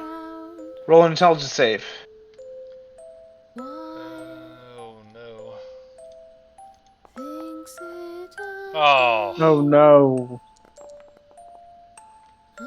7 psychic damage. What do you say as your mind is being racked? Yeah, I'm like, no, Clearac! We were going to save you! And a headless Clearac is attacking me. Basically telling me that I failed and that we didn't get to him in time and that everything's a failure basically. Nice. Hitting Try and me. save. Can I try and save my brother from his fear? Yeah, you see where his eyes are, and you do similar to what Resme did. Roll again with advantage, Akir. Oh, that's me. Alt. Alright, it dissipates. It was 12. Oh, thank God. Yeah. So yeah, I'm like breathing heavily with my back up against one of the racks with the fireflies in it. Like on the ground, like holding myself up with my hands. Like. Yeah. So the air around you, all of you, starts to feel thick. It presses in on you from all sides. It's prickling your nerves, little tingles, muscles twitch. And my body's starting to ache because I have hollow bones. It's like something's yanking at you with invisible strings. Crinkle and Galeby immediately. Galeby starts to cry and runs, and Crinkle follows her down to Crinkle's room. Varnier and Cthulhu. Cthulhu's like still staring at her, but Ebder is just got his head in his hands. He's concentrating. He's kind of shaking. Washing clothes for folk in town. Yeah, so now I run back out to go. I'm trying to go look at the book.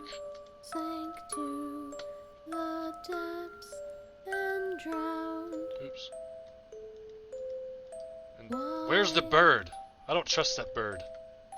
And then Raleigh comes flying in. Bird? Yeah, that Crinkle. I don't trust her. She had the book all along, was hiding it from us. Where'd she go? Ebder says she's After her. caring for my daughter. Please, I need everyone to make a charisma saving throw. Charisma. Charisma. Oh no, I'm really bad at those.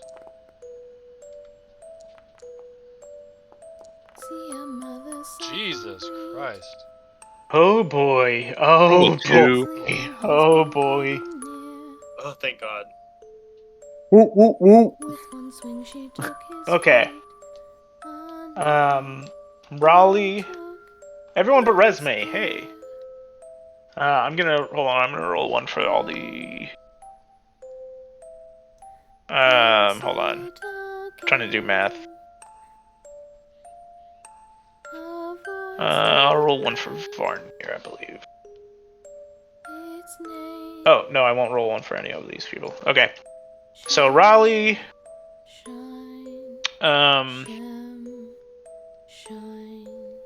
Resme, you're immune from Charmed anyway, right? I think so. No, everybody but you is charmed by something, some presence you don't yet see. And in the loudest voices they have, shouting, singing, all of your friends draw their weapons and start swinging wildly at everyone in this room.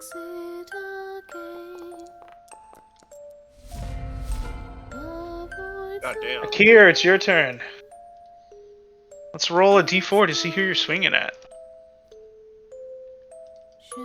You swing at Ebder. Let's do... Oh, poor Ed. Oh, actually, I guess let's do clockwise, so let's do Resme.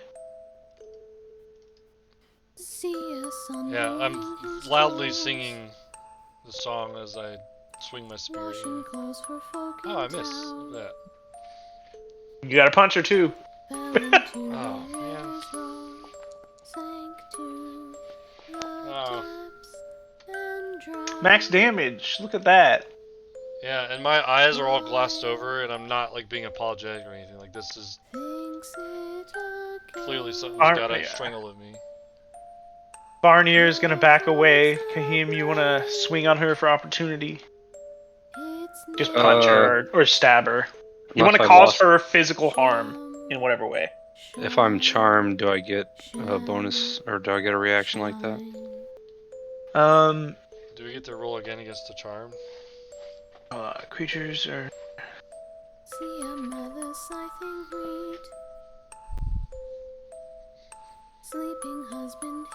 Repeat. Okay, yeah. Akir, repeat your saving throw. Charisma. Oh, At the end of your turn. But yeah, Kahim, you want to do physical harm, so I think you will get your reaction. You are still charmed. So go ahead and swing on Varnier. You can use one of your daggers. Or a spell. Whatever you want. Whatever to kill someone. Whatever you would use to kill someone. Okay.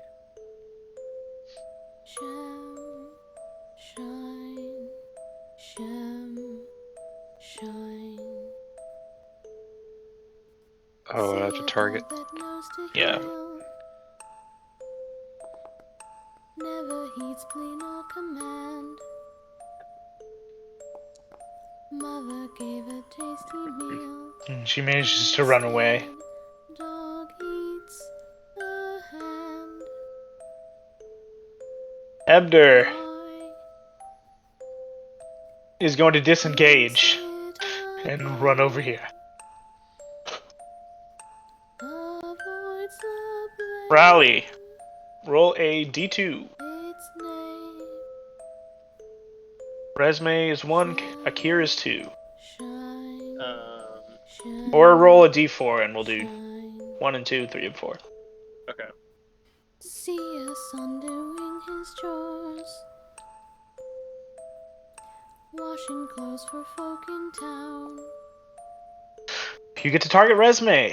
Into the river's roar. In like similar fashion to having the glazed over look, And drown. I take a swing at Resume. Thinks Are you guys it attacking me? again. Resume's Okay. just so confused with like why they keep Avoids the attacking her. Yeah, because you're fine. So you're like, what the fuck is going on? Roll your blame. roll your charisma save. Raleigh, see if you snap out of it. Shine.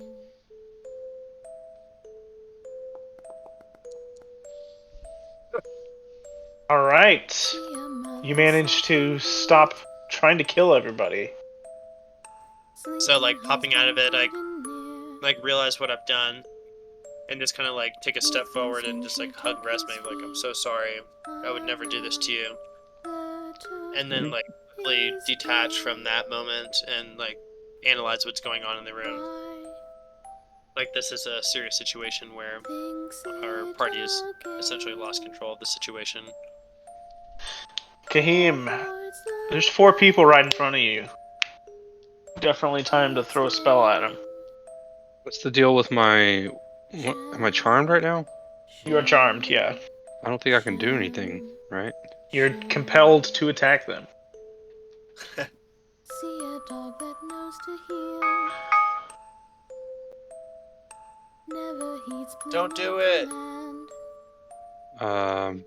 Kahim, Mother snap out of gave a it. tasty meal. Instead, dog eats a hand. Yeah, charmed creature can't attack the charmer or target the charmer with harmful abilities or magical effects. Thinks it a game. So, yeah, you're trying to kill everybody. Avoids the blame. Its name. Shem. Shine. Shem. Shine. And move. See a son Yeah, you doing got his 22 though, chores. so not really. Didn't really do Washing anything. clothes for folk in town. Oh, it didn't. The shield didn't. You still hit her Into because the it's only river's +5 roar. and you hit. Uh, Sank to So yeah, the damn. depths go ahead and roll your charisma save. Why Alright, can I do Hold anything on. to oh shit. thinks it Kahim snaps out of it. He's still singing, but avoids he manages to the stop trying to kill blame. everyone. Its name. Oh yay. After you guys beat me up. Shine. Shem. Shine. You guys kind of hear at the end of the song. There's sort of on the book. There's sort of this grinding sound, and then it resets. It never gets to that 4th stanza. Oh wait, With one so swing she took his feet. yeah, I see what to finish the rhyme, right? Like the song never finishes. That's why we're stuck in the loop. So wait, wasn't there a box or something on the book that was dented? Yeah, you can see it right there. Look, Yeah. the music box. Okay, About this time, all of the fireflies go out for about 9-10 seconds. And when they turn back on, Galeby is there. She's holding in her hand a broken glass bottle, and she's covered in blood. Raleigh steps up to her. He's like, where have you been? I was with Crinkle. We were hiding. Eh, Are you okay? I attempt to. She attacked me or I attacked her. I don't know, but she's not doing well. So I go back to. So I try to tend to her wounds as best I can with what's on hand. I don't think I have any. Yeah, she's not too beat up. Aim sprints wildly to go try to find Crinkle. Yeah, and then Raleigh. Like, Raleigh walks over here and like uses his wing and just like clears off the table. Can you? I can't like I can't work with small tools. I have no skills doing that. Can you fix something like that? This little small box. Let me see what I can do. Maybe Whoa, your bro, this thieves' shit is tools- crazy. Maybe your thieves' That's what tools they- can. Probably gently pry this up. I didn't have much luck with the door earlier, but let me see what I have here. Yeah. So against the wall, Kahim is Crinkle's slumped form. The silence in the room is interrupted by her ragged breaths. She's bleeding profusely. So like distracted by like the severity of the situation, my tool slip. Can I offer help for Yeah. Hold on. What did you? Hold on. Medicine came. She's not doing good. You have no idea though. Let me see exactly what is required for. There's like a giant piece of glass poking through her forehead, and you're like, I have no idea what caused this. I have another piece of glass. Maybe I can just poke it out of your forehead. Yeah. Goodness. I'll poke it in through the other side and see if it pops out. Yeah. Okay, hold on. I'm trying to find exactly where it says.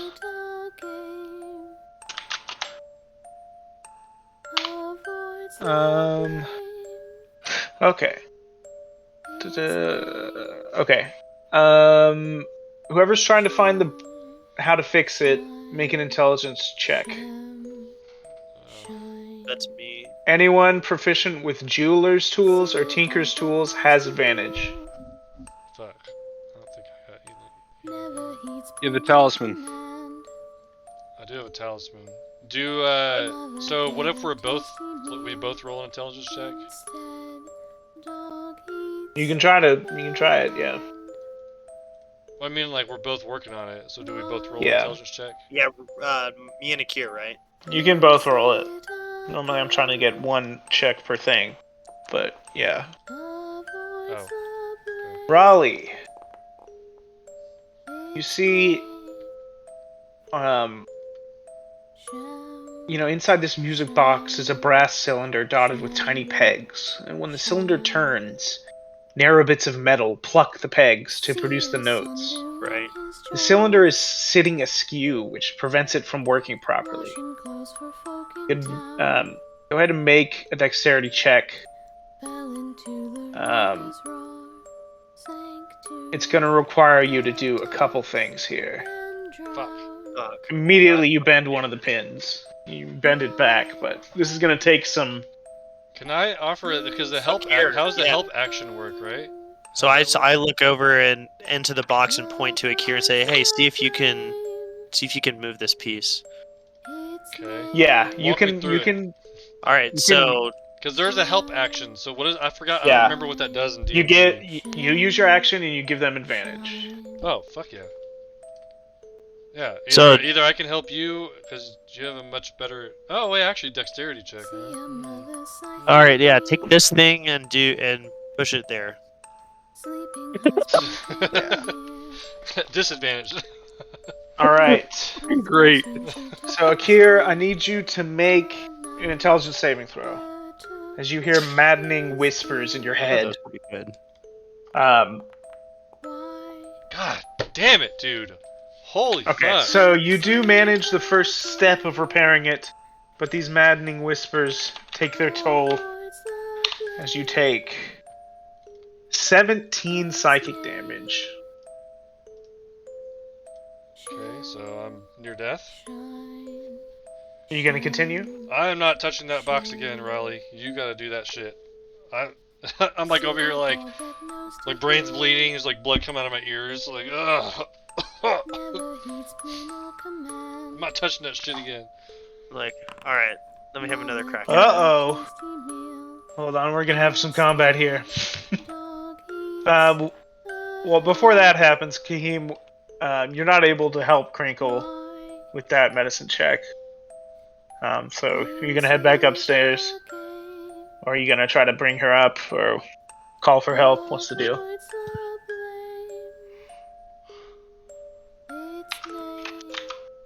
I want to. Is she dead or dying? She's stable, but she's severely injured. Okay. Kaheem says, "Look, I need you to remember the last stanza of that book. You were working on it, right?" She just says she's too tired to do anything but sing right now. She just keeps singing slowly the song. Yeah. Kaheem fireman carry her up to the group over there. Right.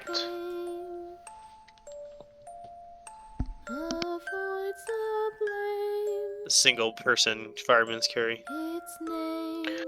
Yeah, so you guys managed to get back up. Hold on. I also don't like that the singer says Shem Shine with an N to me. When it's supposed to be Shem Shime. I don't know, maybe it's a mouthful. Yeah.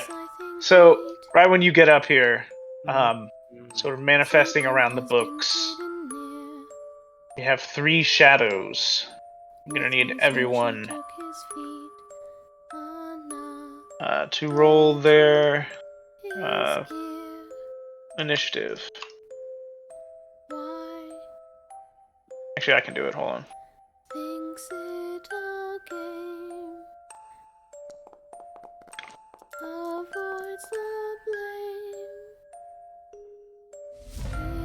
Kahim, you see these shadows coalescing before you.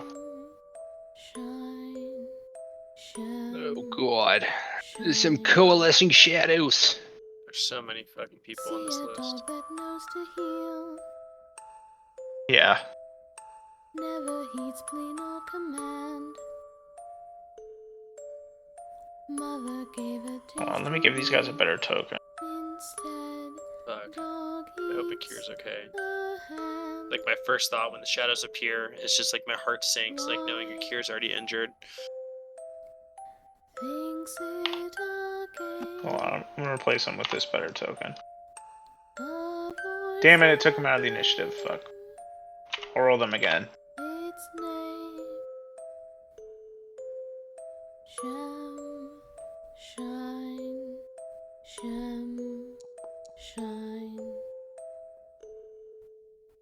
See a son doing his chores, washing clothes for folk in We're gonna keep it's Kahim's turn. fell into the river's roar, sank to the depths Fuck. and drowned. Why thinks it a game? Avoids the blame. Its name Kahim is returned. Shem Shine, Shem Shine.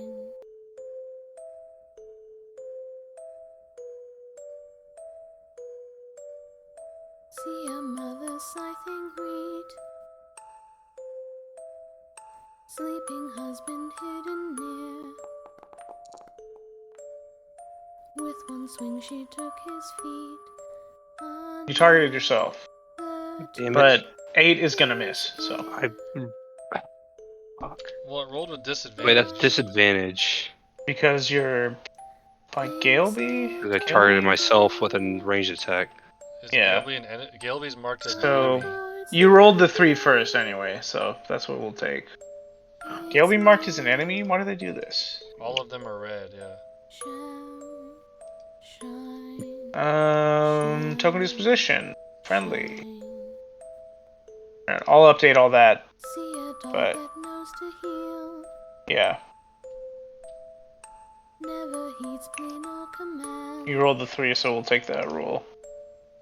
Mother gave a tasty meal. Instead, dog eats. Mother made a tasty meal, dude. Okay, I think I did everybody there. Why? Yeah. What else you gonna do, dude? Avoids the Mm, blame.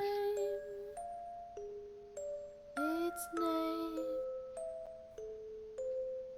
Shem. Shine. Shem. Shine. 1, 2. See Oh, a right son there. doing his chores. Okay. Washing Resme, clothes there's for a folk in shadow town. that just coalesced next to you. I'm gonna Fell attack it into with. the river's roar. Sank Hmm. to the depths Cure's and pretty messed gone. up. I'm gonna cure wounds on a cure. Thinks You it don't have lay on hands? game. No, You totally do, but okay. Avoids the blame. Its no, I don't. name. I just have cure wounds. You totally have lay on hands in your features. Shine. You can heal 20. Shine. My. Oh shit! I was. Ignore that. I'm sorry. I was looking in the wrong area. See a Cure mother Wounds is a spell, suffocated. and it's like not as good as your paladin shit. Sleeping husband hidden near. Yeah, so you can heal a cure up to 20 hit points. You only have 20 points in your pool right now. There took All right, his I'm gonna ear. roll a d20. Why? Thinks it a game. Whoa. No, Sorry. you don't roll a d20. You can just Oh. give them up to 20 Oh. hit points. Oh shit! My bad. I've never done this before. So you can heal 2, I'll- 3, 4, 5, however I'll much you give a want. cure 10 hit points back. Oh, I think we did it twice. Hold on. There you go. All right. All right, and I'll end my turn. This shadow is going to, seeing Kahim having shot at him, and that at this other shadow, and the bolt kind of went wide and almost hit this guy. He's gonna come over here. Flutter, flutter, flutter.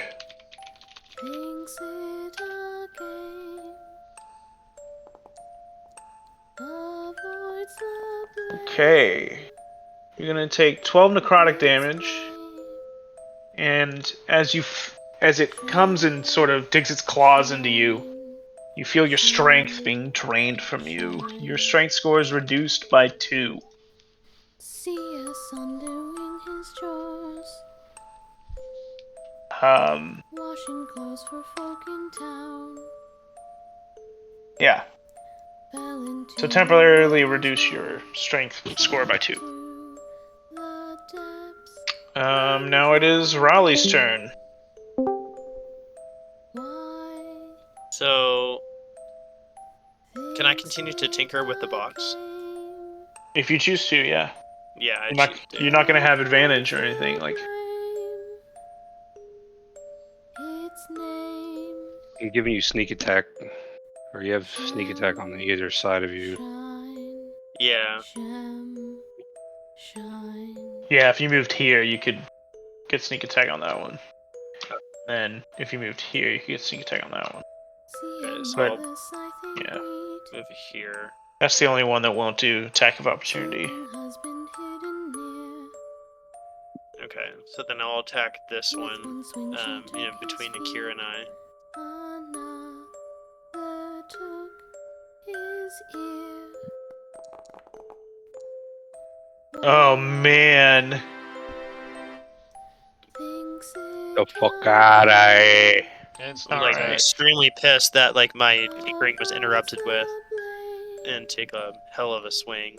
And sneak Yeah. attack as well. Use. Whatever. Yep. Go ahead and do your sneak attack damage. Yes. Shine. See a dog that knows to heal.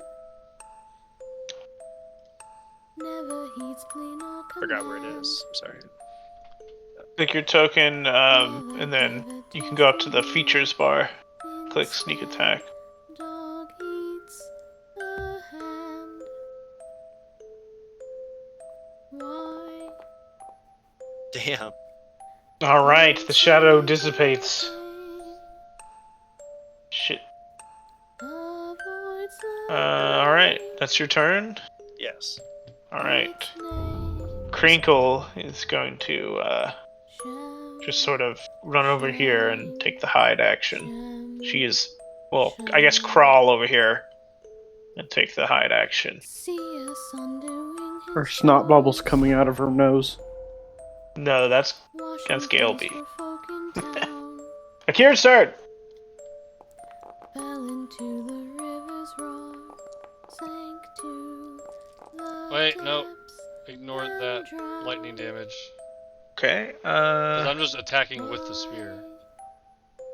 Yeah. So it takes 7 damage. Is there a way to make that an optional thing? Avoids the blame.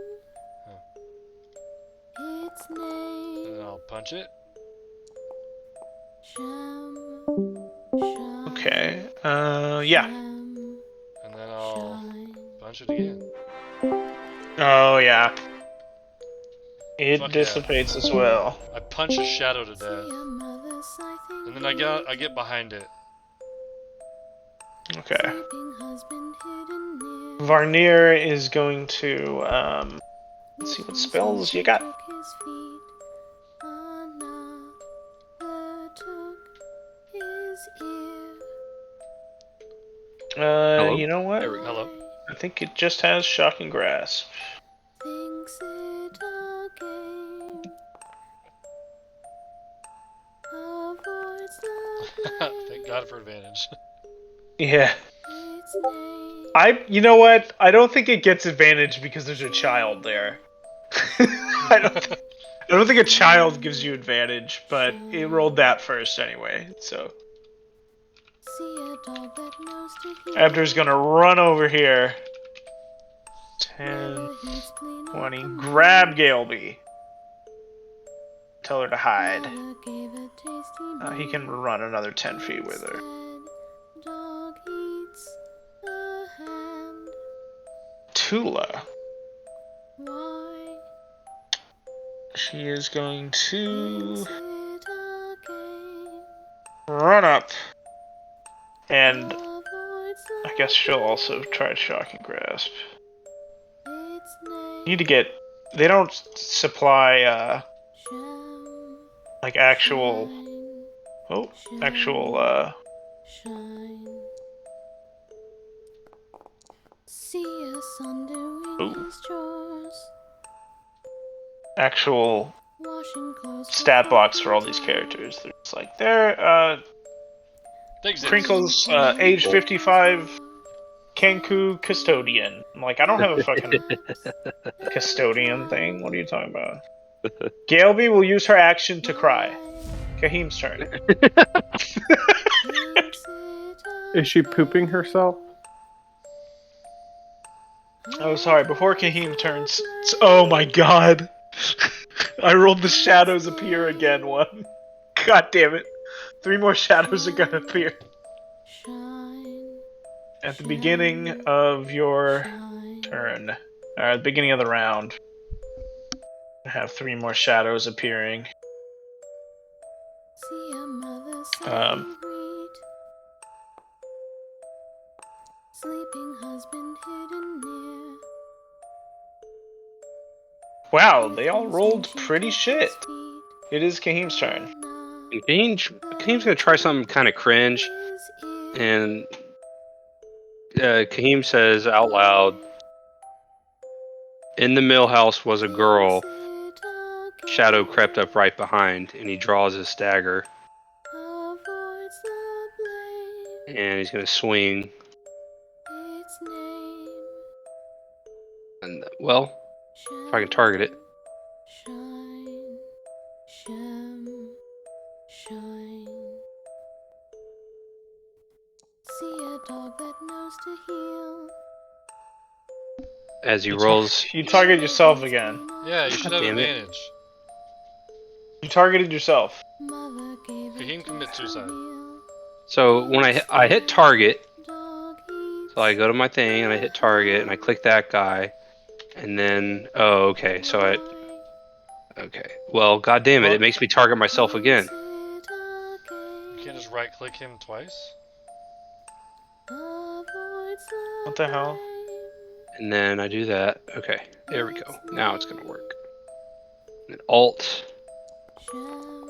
It'll automatically do it actually. Yeah, it should for that. And then +3 thunder. Thunder, you say? Who has a silvered weapon, by the way? I think that's Resme, right? It's a sword. Yeah.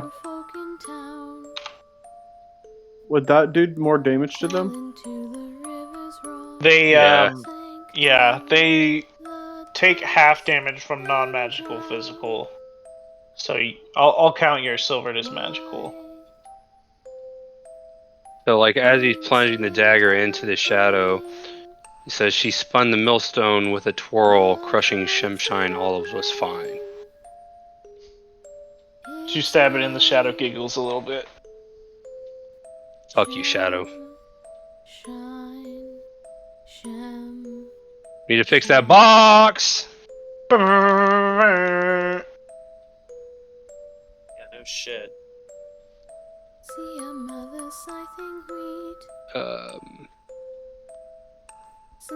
Alright, I will attack with my silver sword. With one swing she took his feet. That's a hit. Oh, a 2. I am going to. Wait, hold on a second. I'm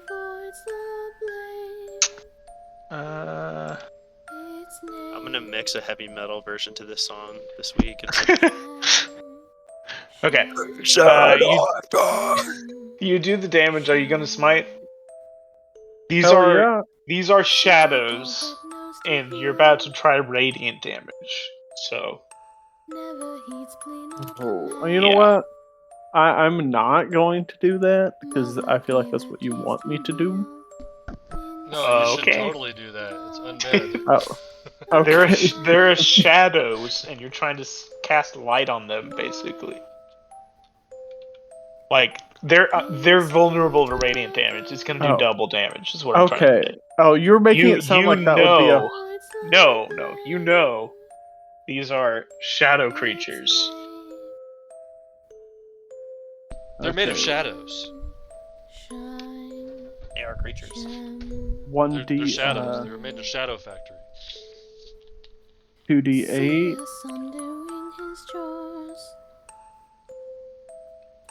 Washing clothes for folk in town. Alright, you do 16 damage to him, and he is dead. As you plunge your sword in, the light sort of emerges from within the shadow, and it shrieks as the blinding flash causes it to dissipate. I have more than that. Then I end my turn.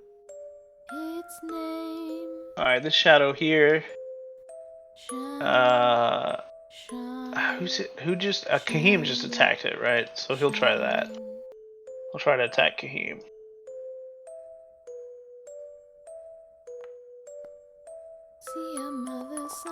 Ten. Yay. That would have downed you. That's a rare miss. Riley's turn.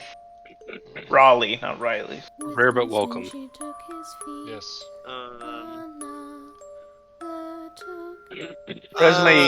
Eric, you gotta think tactically, because Raleigh could pull out something and get sneak attack if you were closer to some of these other ones. Yeah, I'm trying to decide whether or not it's worth going for the box again. I think I'm gonna try and fix the box.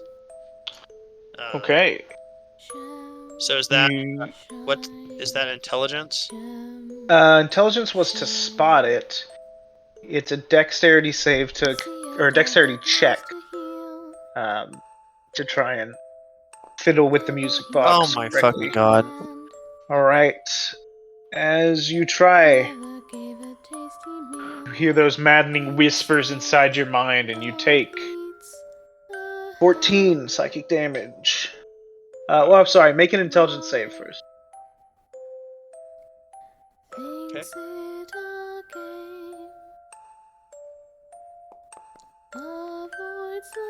Alright, yeah, you take 14.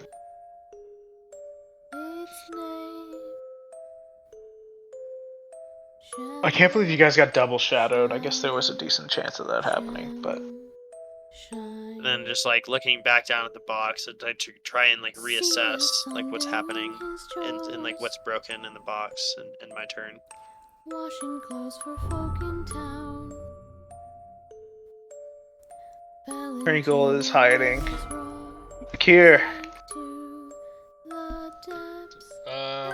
I'm gonna go ahead and use my bonus action to punch this one in front of me. Okay. Woohoo! Solid. Alright, he's barely hanging on there. A fucking crit got me a 6. Piece of shit. I don't want to Yeah, waste... you rolled minimum damage 2 ones. Yeah, I'm glad they're fixing crit, because it's shit that you roll a crit and then you can still get shitty damage on it. I'll use another key point.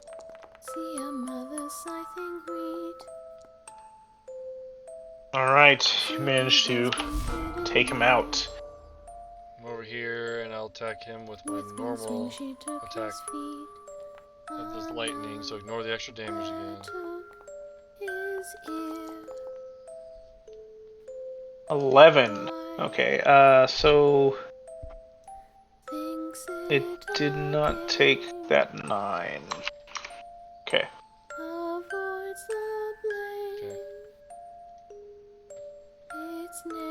Barnier, inspired, is going to run in. She knows she has to protect this place.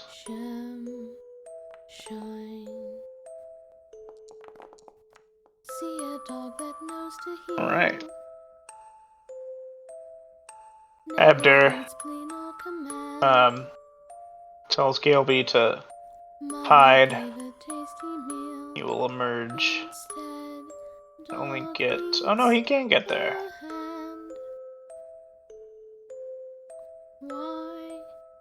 Abder is incapacitated. Why is his health 0? That's not what it should be. His health should be... It was like... Yeah. I don't know what the hell that's about. Wasn't me. He wasn't that hurt.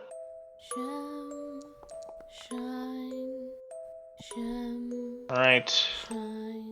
Gatula. I bet if I'm gonna look at the, there's like some third-party companions to this. Maybe they have stats. They're for hitting everyone. all these shocking drafts. Dude! You fucking got him! This shadow is going to attack Varnier.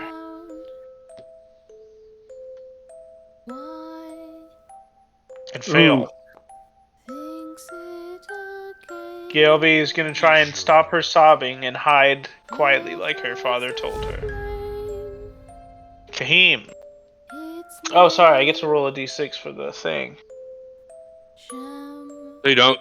Alright, Kahim, on your turn, all of the lights go out. You are blinded.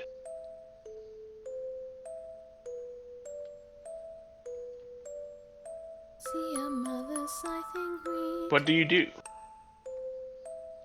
Kind of throws a wrench into things.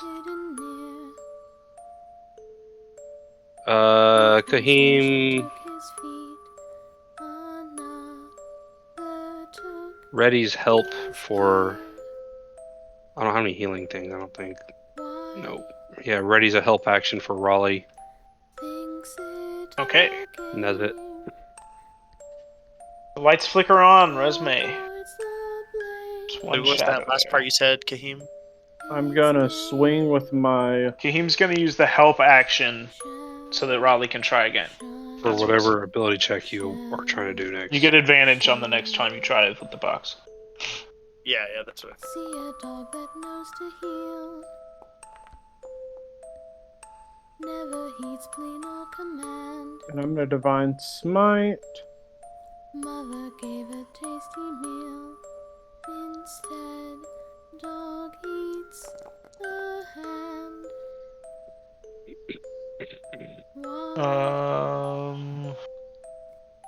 thinks it a game? Avoids the blame. Its name. How much did you do for your? 9 and then 8. Shine. Oh, it took. Shine. Okay, no, hold on. Boop. Shine. It didn't. Oh, It didn't take the 16. 8. See a Sunday Hold on. his Things are joys. messing up. 'Cause it should be double with the radiant damage. Yeah, it's dead. Okay. I was like, that should kill it. Yeah, I need to give your longsword the magical property, but I don't remember how to do that. Alright, does anyone have any more healing shit? Like potions or anything? I can Oh, that's the end do of combat. lay on hands. I've got 10 left. So should How we bad are heal you- whoever's working on the book because it fucks us up? Or should we heal Kahim because he's the most hurt? Sorry, Kahim. Who's gonna work on the book? Riley's I don't have working good on it, Yeah, I apparently. heal Kahim. Okay. Kahim, fine. I give you 5 hit points. Can I roll another? Eric, make sure you're taking the points off your lay on hands pool. Oh shit. My You've bad. used 10, and then you 5. I've been keeping track in my head, but let me do that real quick. Can I take a short rest while they're tinkering with it? It's gonna take a half hour. Well, what else is going on?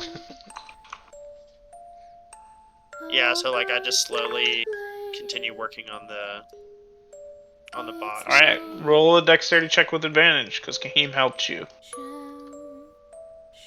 Hold Alt when you hit. Oops, sorry. That's enough anyway.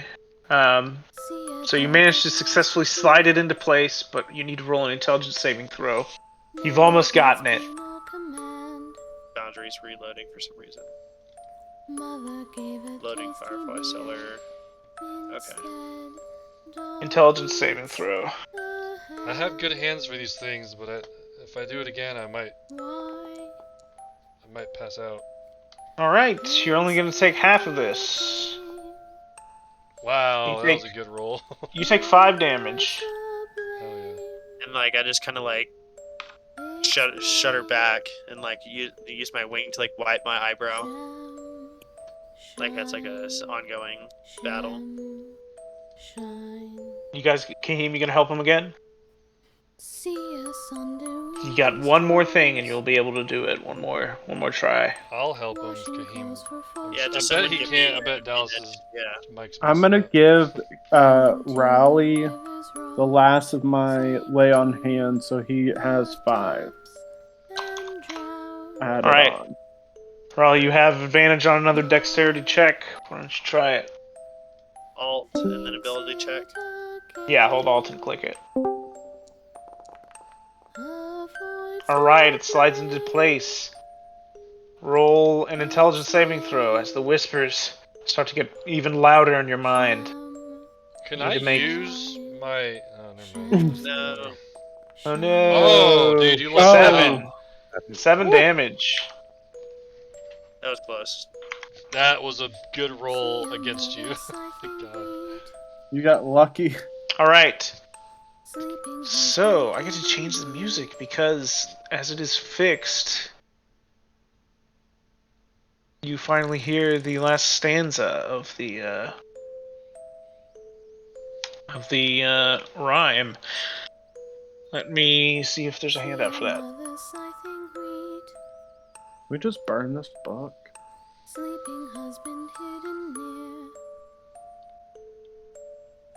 With one swing she mean, we took can his feet. Try it, but we just fixed it. Took his ear. Alright, we'll wait for the rhyme to get around in the tune. This is the last stanza. Thinks it a game. Her millstone killed it true. And you see sort of this millstone falling onto it on the It's falling on the onto it. scenes. It's not Yeah, like crushed under it's it. yeah, it's falling onto it and it gets crushed. But as you hear the last Gonna be 2 minutes or so. Mother gave a tasty meal. So it's falling onto it. Dog eats a hand. hold on, how do I bring this whole Well, because there's thing definitely into- not a millstone in here, right? So we can't millstone the, you know, if Yeah. we're doing something. Give me a second. I don't know how to get.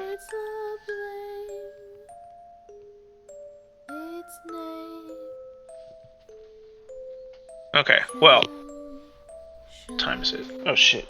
Okay, I'll just do this from within D20. Or beyond 20.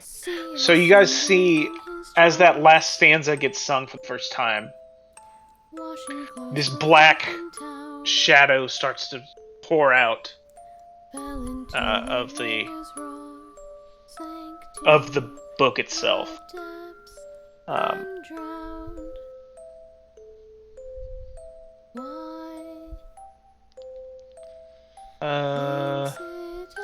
Can I stab the book while it's coming out?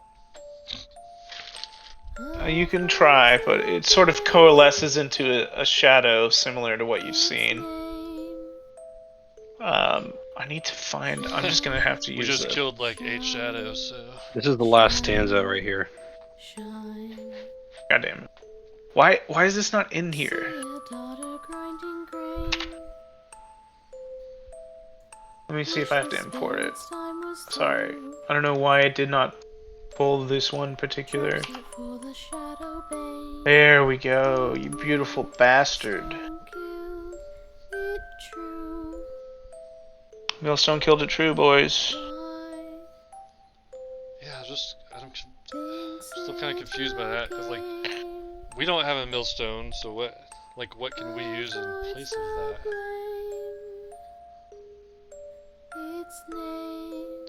Is there anything, like, up on the ceilings or anything, or? You recall directly above where you guys are is a massive stone book sculpture. Jesus. Can I try to knock it down right now? Not right now. Oh. So we're rolling initiative. Alright, no one stand underneath the book sculpture thing. We gotta knock that shit down. Alright. But how do You we guys keep are track? singing louder than ever, and at the beginning of the round. Oh no! Oh no! 3 shadows coalesce. God damn Great. it. No. Sounds great. Oh man. Jesus. I don't know how you guys have been lucky enough to get this so many times. You're all truly blessed.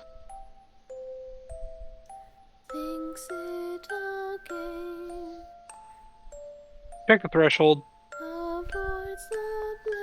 What threshold? Nothing.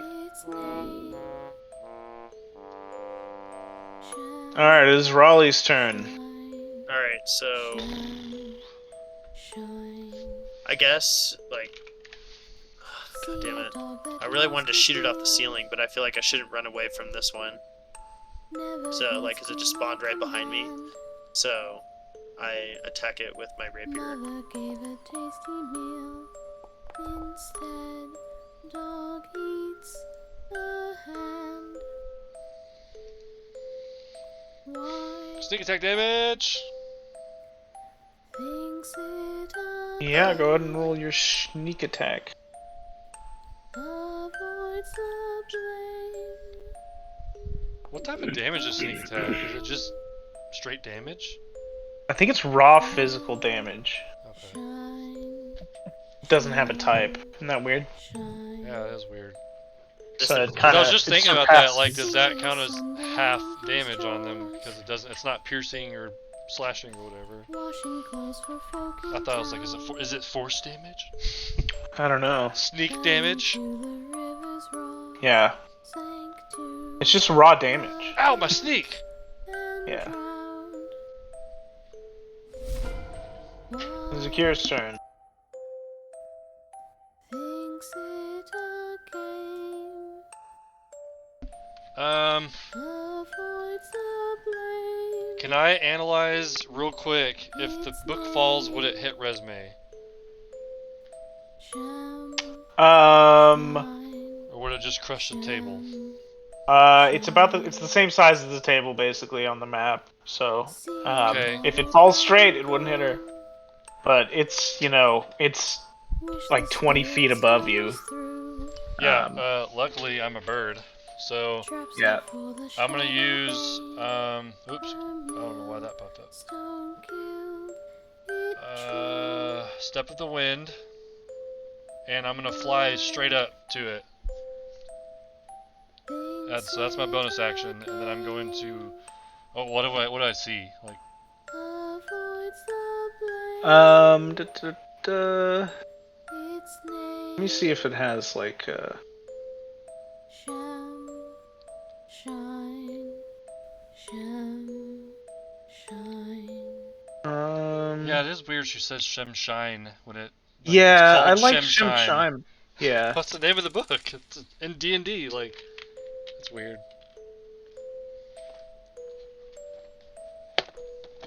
Let me see if it's listed here.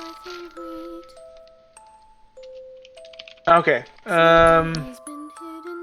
You see 3 chains are holding this in place. Okay, I'm going to throw my lightning thing through the middle of the book and try to hit all the chains.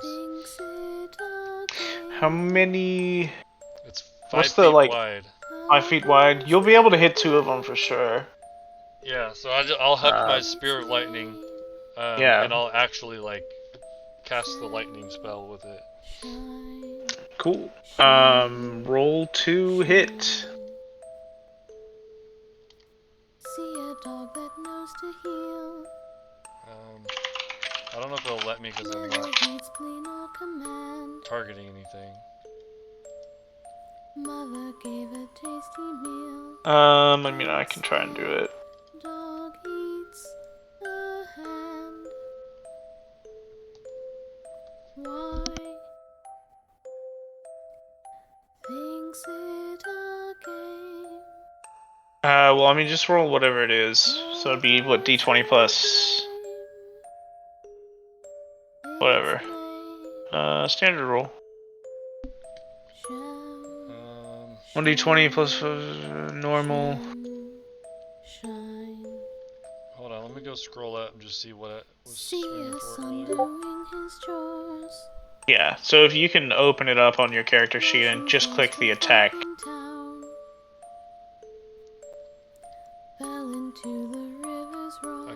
Oh, I see. And make it normal. Are you fucking kidding me?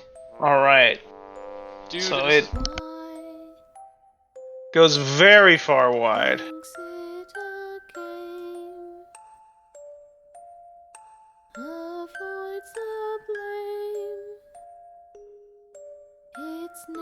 It is Shemshime's turn. Let's see what nasty tricks this bastard has. Shine, Shem, shine. Alright.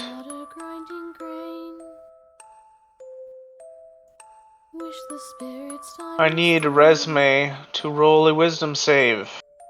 Trap set for the shadow bane. Wisdom saving throw. True.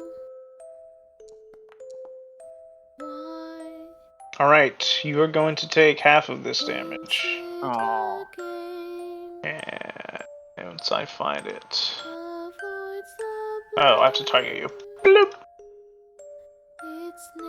Oh god. Sham, shine, sham, shine. You're gonna take 5 damage. He rolled 2 ones for you. That's some. The shadow is going to try and drain your strength.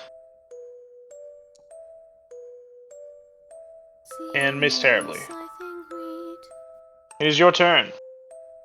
Okay, give me 1 second. I had to go get my medication.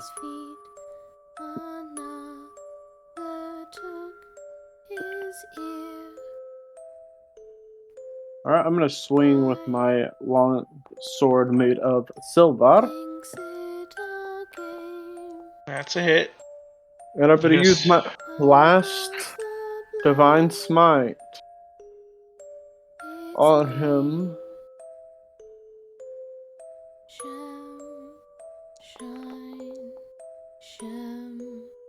Alright, It's takes all 8. been 8.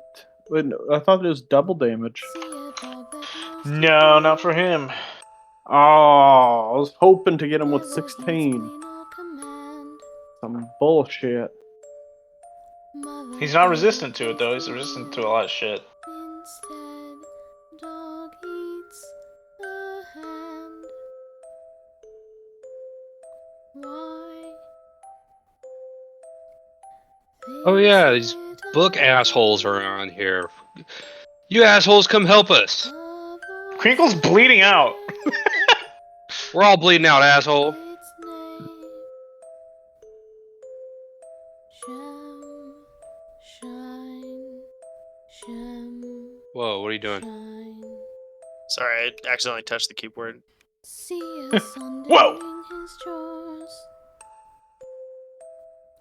washing clothes for folk in town. Let's see. Fell into the river's roar, sank to the depths and drowned. Ooh. Plus 3 thunder. Oh, he's dead. Zappy boy! Thinks it a game, avoids the blame. Its name, Alright, I've removed the shadows from the table. shine, Okay. Shem, shine. And they're back! We got 6 more shut up, actually. So. See a daughter grinding grain. Okay. Wish the I've removed them from the table and put them on every other roll instead. Fuck! Alright, on this shadow's turn, the lights go out. Ah, shit.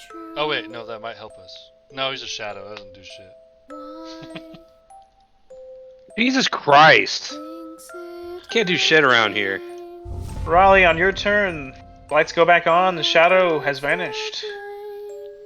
So I back up here, so I can like see kind of down the hall another shadow there. But I take a shot at this one, like right at the top, like trying to catch where it's connecting to the ceiling. You're shooting at which? At Shemshine? Okay. Yeah. Alright. He gets hit. I kind of like yell down the hall, like after Kahim. Is that your +1 short bow? Battle wise, you know, like. That is not the +1 short bow. Use your +1 short bow. Oh, goddammit. It's alright, I'll just take 1 more damage from it. You got a +1 short bow from the bartender guy. From Lucas, yeah. If it's not in your inventory, I will add it right now. Fuck yeah. Very good.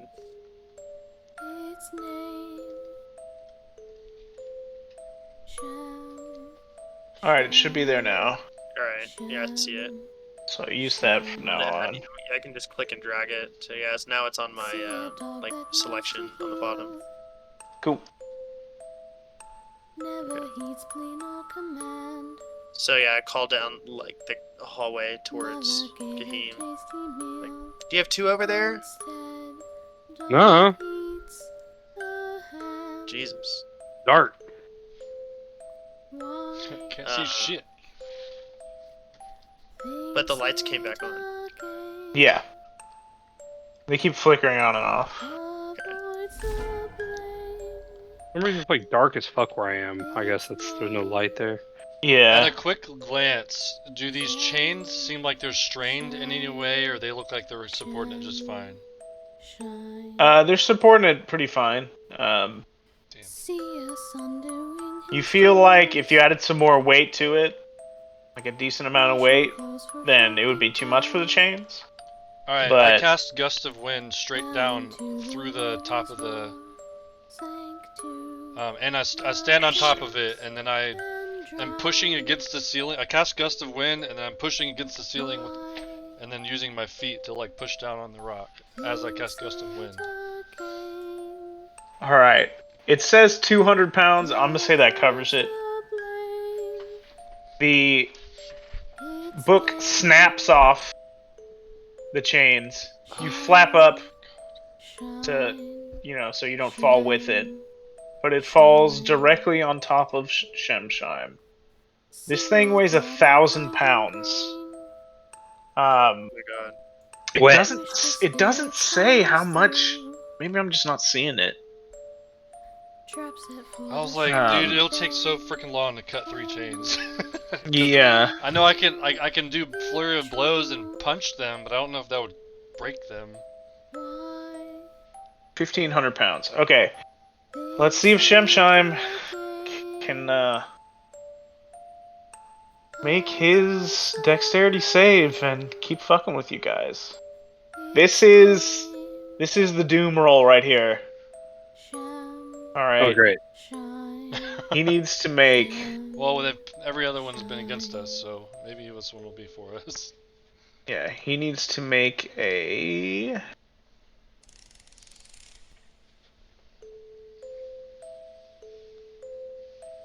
I just said, where the fuck was it? Dang, he's gotta make a save with a -10 penalty? Crazy. Crazy how that works. God. Easy.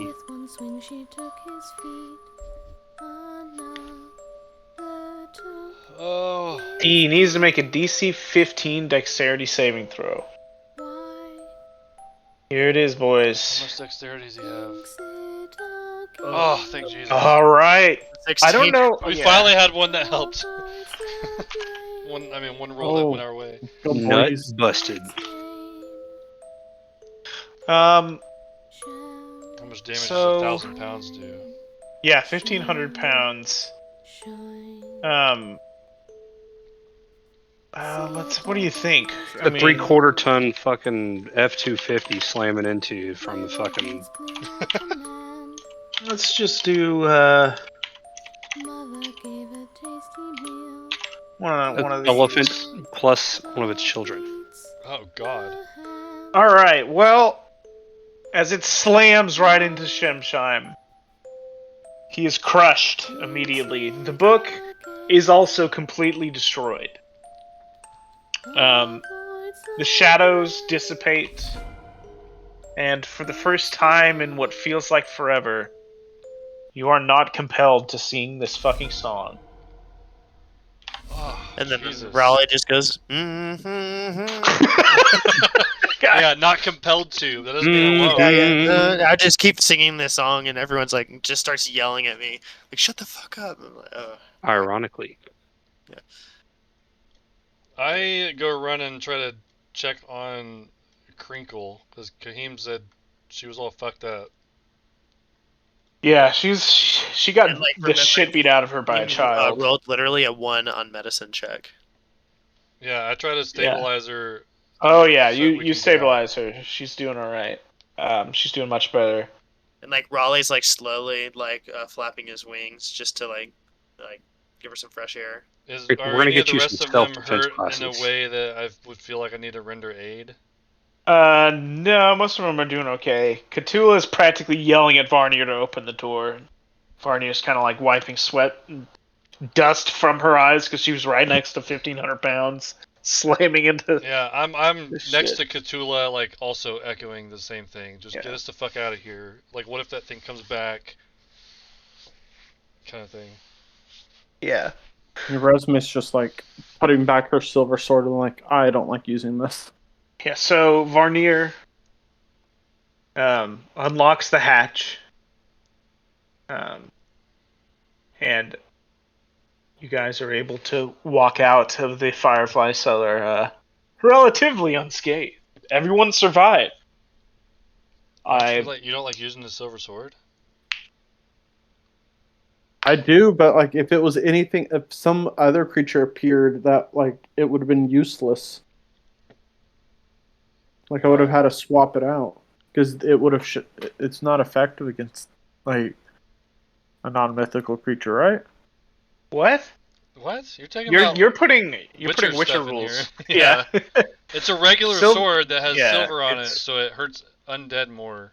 Oh. basically. Yeah, silver is good for hitting like werewolves and like ghosts specifically.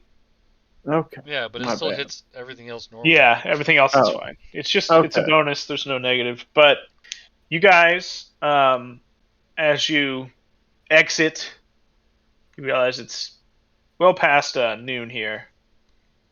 There's a crowd that has gathered of scholars. There's tables have been set up, books piling high. They're looking for some kind of cure for what's happening. And when Varnier opens the hatch, you see all sorts of different vow that you've seen around.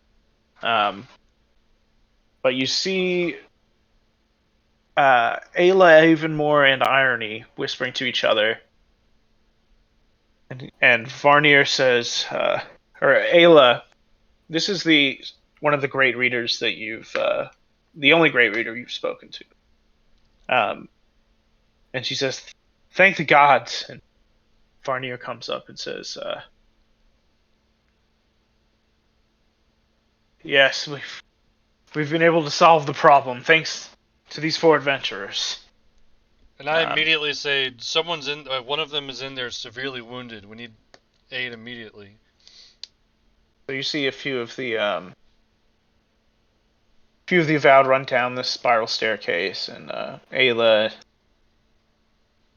looks to you 4, and she says, "Is this true? Did you defeat whatever beast was causing all that racket?" For now, what I don't know. It's gone for now. It's no longer. We're not singing the song anymore. And I look at Raleigh. We've got good news and bad news. The good news is that you will have much more of a renovation effort here. Job security. You're welcome. Bad news is this girl is quite bloody and needs a bath. So they're taking care of Crinkle and Galeby, and everyone else is coming out. But Okay. you see Irony kind of whisper towards Ayla, sort of like whisper in her ear, and she says, "I agree." And she gestures you 4 over to the table, and she says, "Tell me what happened." You guys kind of give her the basics. And Varnier's there, nodding and stuff. And she says, "This is a service to Candlekeep that most seekers will never even have the opportunity to give. If you'll accept it, I would like to give each of you my seal to allow you past the Emerald Door into the Great Library. You will now have access to all of Candlekeep." Wait, we get to If go you accept Disneyland? Yes, you get to go past the Emerald Door. Alright, is there like a normal ass inn that's just like regular that we could stay in? That's like not haunted by some shit? Like just an inn? Some place that actually has beds, so we don't have to have this crazy adventure. There were beds there. Yeah, someplace. Yeah, where, those like, beds suck. no- we no need tape. better beds that are Yeah, dude, not rumpled. haunted. Yeah, there was a rumpled bed in there. Can you believe that? The service. I was actually just speaking to Master Matrius about this. Mattress Mac? Yeah, Mattress he's a Mac. step up his sheet game. Matrius Mac. Yeah, exactly. God damn it. Mattress Mac. And what did Mattress Mac say? Master Matrius, he'll speak with you soon, but will you accept my letter of admittance? Nope. Yeah? I mean, no, shut up, Cool. Kahim. Why would you Alright. not Say, want to like, go in there? I kind of like take like a subtle bow, like with my fancy feathers, like kind of like Yeah. going along in front of me. I'll begrudgingly accept it. So she, at the table, starts writing and gives you her seal. Remember, don't break the seal until you present it to the gatekeeper. That's Right. what she said. I have to get a fucking reprint. I believe a few travelers have just left the House of Rest. I'll send a runner and make sure that those rooms are available for you.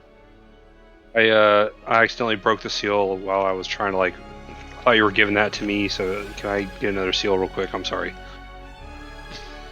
She rolls her eyes and starts writing again. Irony looking at you is furious.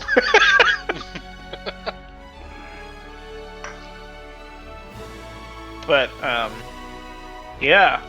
You guys immediately go into the House of Rest. You book those rooms. Everybody take a long rest and level up to level 5. Ooh, woot woot. Thank God for lay on hands, or else we would have lost. Like, we would've Yeah. died. Okay, everybody do a long rest. I'll sync you guys from here over to D&D Beyond, and then I will sync you back once you level up. So give me a second here. Update D&D Beyond. I don't know if that worked. Not an authorized user. Oh, great. Extra attack? Hell yeah. What the hell? That's fucking badass. And it gets stunning strike. Let's go. Soon you should be able to catch anything that flies at you with your hand. I could do that at level 3. Yeah, that's level 3. I remember I used it on one of them, Oh yeah. and I threw it back at him, actually. Oh, I got an extra attack. Yeah, that's huge. Action economy is so much better with the extra attack. Yeah, go ahead and update shit on D&D Beyond, I guess. It's just gonna... If you added anything in here, Yeah, it's let not me gonna go- sync over. Let me So I'm check trying to... inventory. Oh, hold on. Spear of lightning,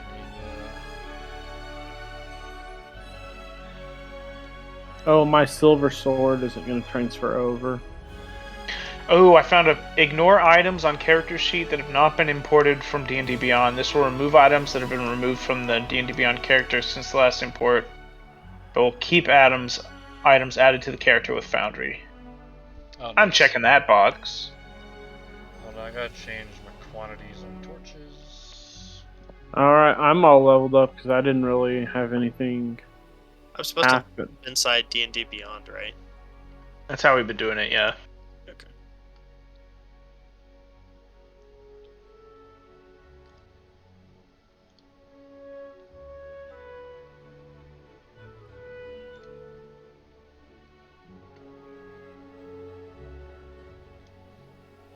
How do I change the level from 4 to 5? So you go into D&D Beyond, and you take, like there in the top right, I think there's an anvil you click, That's right. and from there you can level up. Yes. Where's my hit points now? 38? Okay. 43. That's good. Yeah, before... And we can do this next session, because it's past most of you guys' time, but... Before Okay. we do anything else, I want to go to the store, I want to buy some more potions, and some, like, medicine kits. Well, Yeah. Are medicine kits good for anything other than just keeping someone from dying? That is the entire point of them. How I much think do it's they it's cost? called a healer's kit, and I think it's 5 gold. Yeah, basically you don't, instead of using a medicine check, it just happens. It bypasses the check. Okay, I think everyone should have at least one of those because they're cheap. have it. In case one of us gets knocked out, and that keeps you from doing death saves, basically. Yep. So, let me know whenever you're done leveling up. I will import you. I'm I'm already done. I'm done. Alright. Start import for Akir. I don't know if it's going to work because it just messed up. It didn't give me anything. Currently says you're Spells level left. 0. There we go. Oh, hell Now yeah. you're done. You have no hit points. Kahim. You're dead. What dude?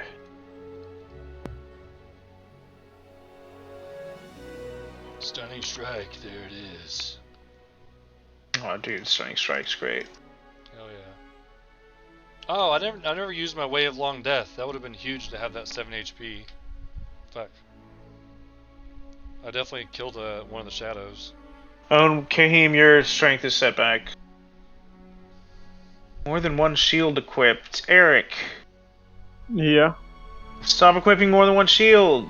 I'm not equipping more than one shield. You did. You had it attached. Everything's gonna mess up. Hold on, I'll do it again. Resme, why do you have 84 AC? Yeah. I have 15 shields equipped. They exponentially get stronger. God, I gotta go into D&D Beyond and unequip your shield. Why do you do this to me?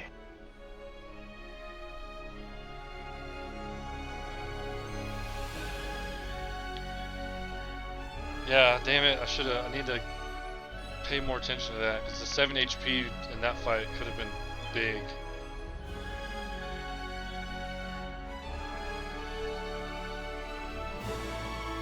I wish we could get better potions, because at this point those little small ones that are cheap as hell, I mean we just can't buy a bunch of them. Oh wait, we're gonna have some static income coming in every month, so Yep. we can just keep buying potions, fuck it.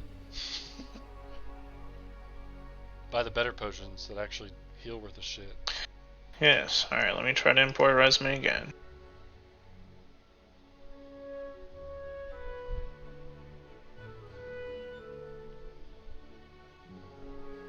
Rig of Regents? I can do one. Alright.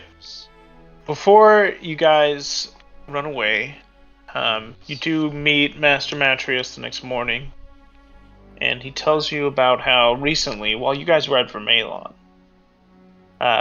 his room in the Pillars of Pedagogy, where we had our first adventure,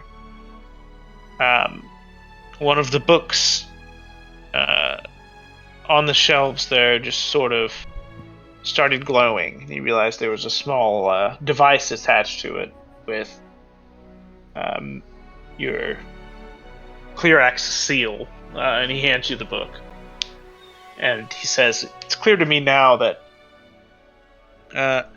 you guys may want that room," so he gives you the keys to it, and you now have a dedicated study room in Pillars of Pedagogy with a mansion inside of it that you guys could probably use. Oh, the one that tried to kill us, the mansion. Yeah, that one. Yeah, but they got the cool Homunculi. guys that'll cook us food. Yeah, homunculi. Yeah, we'll just hang out with them and not sit on the mimic. Yeah. Yeah. Well, the mimic's dead, I think. Yeah, we killed it, but there's probably another somewhere. Sweet. So we have like a mansion study room now. I know. I'm just like looking at like the expanded view of this place. It's massive. Yes, you guys will be able to explore the Great Library, the Inner Ward. Woo. There's Tomorrowland right there. Yeah. Dude, look, right, dude, log ride right here. Universal Oh, dude. Studios. The flame. Yeah. Look at Log ride this, to death. look at this really tall peak up at the top that I can perch on. Hell The speeding steeple. Yeah.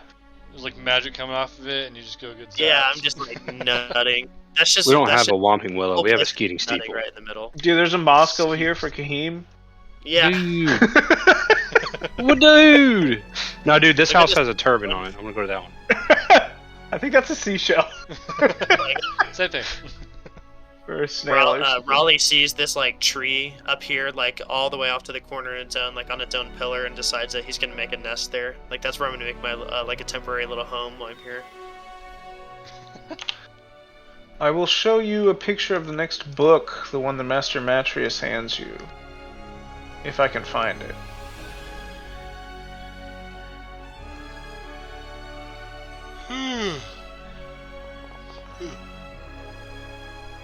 God damn it.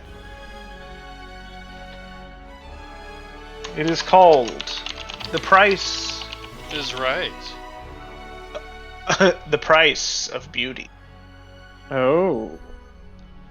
Whenever I Thick-ass look boy. into the mirror, what does do I look really pretty? Like, do I have makeup and mascara and shit on? Am I a Perhaps pretty girl? The Your Price of plumes are Beauty is bound in soft green leather, 8 inches wide, 14 inches tall, and set with golden clasps. The book gives off the unmistakable scent of lilies. Set into its cover is a polished oval mirror with a delicate gold frame styled like locks of hair, which appear to spill down around the face of anyone who looks into the mirror.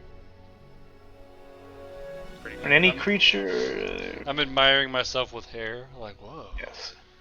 So when you do it, you realize the mirror kind of ripples, and you see another face gazing outwards towards you, and she says, "Well met, dearest one. How do you feel today?" Yeah, I recoil and drop the book. Like, what the fuck? Yeah,